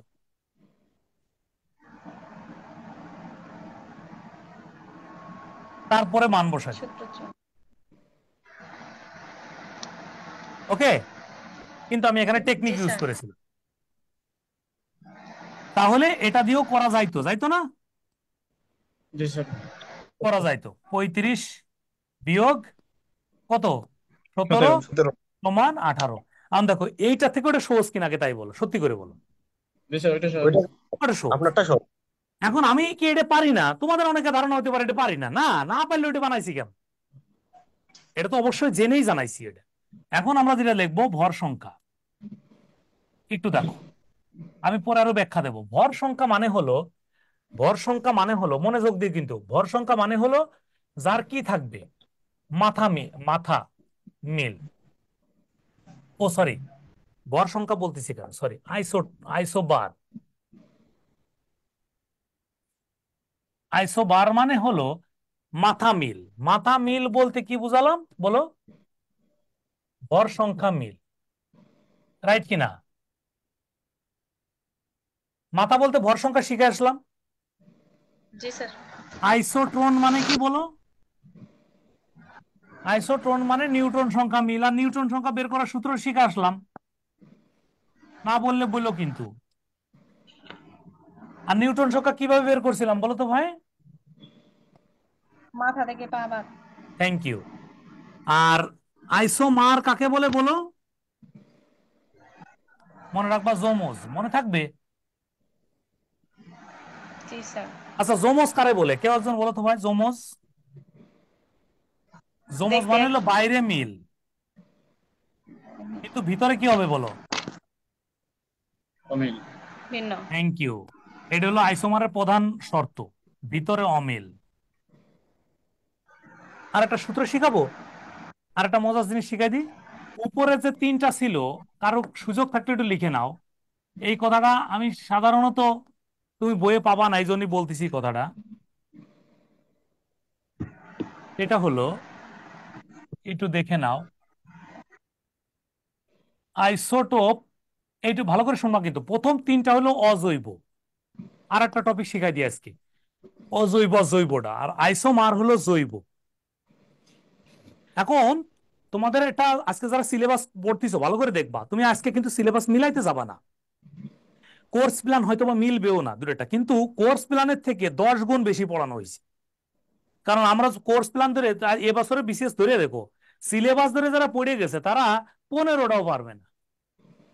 তাহলে আমরা যে অতিরিক্ত পড়া, এটা মন খারাপের কিছু নেই। জৈব বলতে কাদেরকে বুঝবো বলো? কার্বন আর হাইড্রোজেন একসাথে থাকলে তাদেরকে জৈব বলা হয়। মনে রাখতে পারবা কিনা? কার্বন আর হাইড্রোজেন একসাথে থাকলে জৈব, আর না থাকলে অজৈব। এটুকু মনে থাকবে কিনা? জি স্যার। ওকে। এখন তোমাদের একটা পরীক্ষা দিয়ে আজকের ক্লাস শেষ করব। পরীক্ষাটা আগে বুঝবা, ঠান্ডা মাথায় পরে অ্যান্সার দিবা। ধরো আমরা একটা শখ এরকম পরীক্ষাতে আইছি, কিরকম আইছে যে কপার 2964, জিঙ্ক 3064। এখন পরীক্ষাতে বলছে এটি নিচের কোনটির উদাহরণ। অপশন একটু আগে যা পড়ালাম 4টি আছে। আইসোটোপ আছে, আইসোবার আছে, আইসোমার আছে, আইসোট্রন আছে। ভালো কথা। সেকেন্ড একটা শখ দিছে এরকম করে, দেখো C6H12O6 1, C6H12O6 2। এটা কিসের উদাহরণ? আমি তোমাকে উদাহরণগুলো বলতেছি। এরপরে আরেকটা শখ দিছে এরকম যে পি, একটু দেখায়, যে বলছে যে এরকম সিলিকন 1430, 1-2 মিনিট লাগবে। ফসফরাস 1531। এটা কিসের উদাহরণ? আরেকটা বলছে এরকম, আচ্ছা এখানে একটু দিই, এরকম আসছে, ভালো করে বুঝো কিন্তু। বলছে হাইড্রোজেন 1-1, হাইড্রোজেন 1-2, হাইড্রোজেন 1-3। আরেকটা আছে, এইটা থেকেও পরীক্ষাতে প্রশ্ন আসছে, একটু দেখবা। Uranium 235, uranium 92-238, uranium 92-236। এখন সবচেয়ে পৃথিবীতে বেশি পাওয়া যায় এটা, আর সবচেয়ে বেশি ব্যবহার হয় এটা। যদি বলে সবচেয়ে বেশি ব্যবহার হয় কোনটা, তাহলে এটা। আর সবচেয়ে বেশি পৃথিবীতে পাওয়া যায় কোনটা, তাহলে মাঝেরটা। মনে থাকবে কথাটা। বেশি পাওয়া যায়, প্রায় প্রায় 90+ পাওয়া যাবে তোমার ইউরেনিয়ামে, আর 90% ব্যবহার করা হবে প্রথমটা। এখানে অনেক প্রশ্ন, এই যে আমরা কিভাবে পরীক্ষাতে প্রশ্ন কমন হয়, মনে হয় যে ধরে ধরে আমি করছি আমার মতো হবে, বিষয়টা এরকম না। এখন এই জায়গা তাকাও, 1 মিনিটে ক্লোজ করবো আজকে। কেউ কিছু বলবা না, ঠান্ডা মাথায় তাকায় থাকো। 5টা উদাহরণ পড়ে গেলে একটা কমন আসার সম্ভাবনা আছে। কারণ বলো, এই প্রশ্নগুলো আসলে কোনটা আইসোটোপ, আইসোবার, আইসোট্রন, আইসোমার, এইটা আমার মনে হয় আজকের পরে তুমি সবাইকে খুশি মনে জানাই বেড়াবো আজকের ক্লাসের পরে। দেখো এই জায়গা পায়ের দিকে তাকাও তো, 29-30 মিল নাই, মাথা মিল আছে। তাহলে 64-64। এখন বলো মাথা মিল থাকলে কি হবে? কথা বলতে হবে। আইসোমার। আচ্ছা, মাথা মিল। কোনো কনফিউশন থাকলে কথা বলো, মিলাই আসো। মাথা মিল তো আইসোবার। এখন যে ছেলে এটা সায়েন্স পড়া লাগে, এটা তো আমার এই যে এখানে যে বাইরে ইয়েতে দারোয়ানের কাজ করতেছে, ওরা ডাক দিতে পারবে না যেন 64-64 মিল আছে। এখন সংখ্যা সাইজে বড় ছোট 64, এটা মূল কথা না। অনেকে এটা আবার মিজাজ খারাপ হবে, বুঝছো? এই 64 সাইজে বড় হয়েছে, কোনো কারণে একটা ছোট হয়েছে, এটা কোনো সমস্যা? দুটোই 64 কিনা এটা দেখতে হবে, বুঝো নাই? 500 টাকা নোট ছোট হইলেও জি স্যার। 500, বড় হলেও 500। এখন এইদিকে তাকাও, আমি বলছিলাম বুঝি আর না বুঝি, কার্বন আর হাইড্রোজেন থাকলে কি হবে বলো? জৈব যৌগ। কি স্যার হবে তাহলে? জৈব আইসোমার। আইসোমার।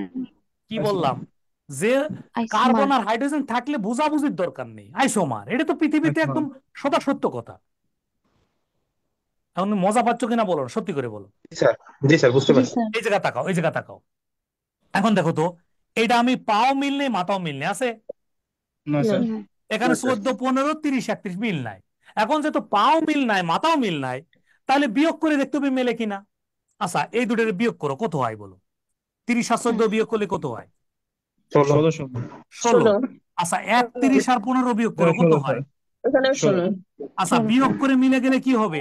মাথা থেকে পা বিয়োগ করে মিললে কি হবে? Isotone. Isotron. Thank you. Isotone. দেখো একটু আগে সূত্র লিখে দিছি যে হ্যাঁ। মাথা থেকে পা বিয়োগ করে মিলে গেলে আইসোট্রন। আচ্ছা লাস্ট ওয়ার্ড একদম শেষ। তাকাও, মাথা মিল 1, 2, 3 মিলছে, না। পা মিলছে না। 1, 1, 1। তাহলে এটা কি হবে? আইসোটোপ। আইসোটোপ। পা মিললে কি হবে? আইসোটোপ। আইসোটোপ। কি বোঝো না বলো? Yes sir. আচ্ছা এখন বলো, তাহলে হাইড্রোজেনের আইসোটোপ কয়টি? তাড়াতাড়ি বলো, হাইড্রোজেনের আইসোটোপ কয়টি? 3টি। হাইড্রোজেনের আইসোটোপ 3টি। এই যে লিখে দিচ্ছি 1, 2, 3।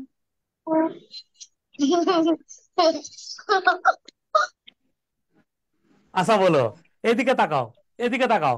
35, 38, 36 মিলছে না? না স্যার। প্রত্যেকের পা মিলছে কিনা দেখো তো। 92, 92, 92।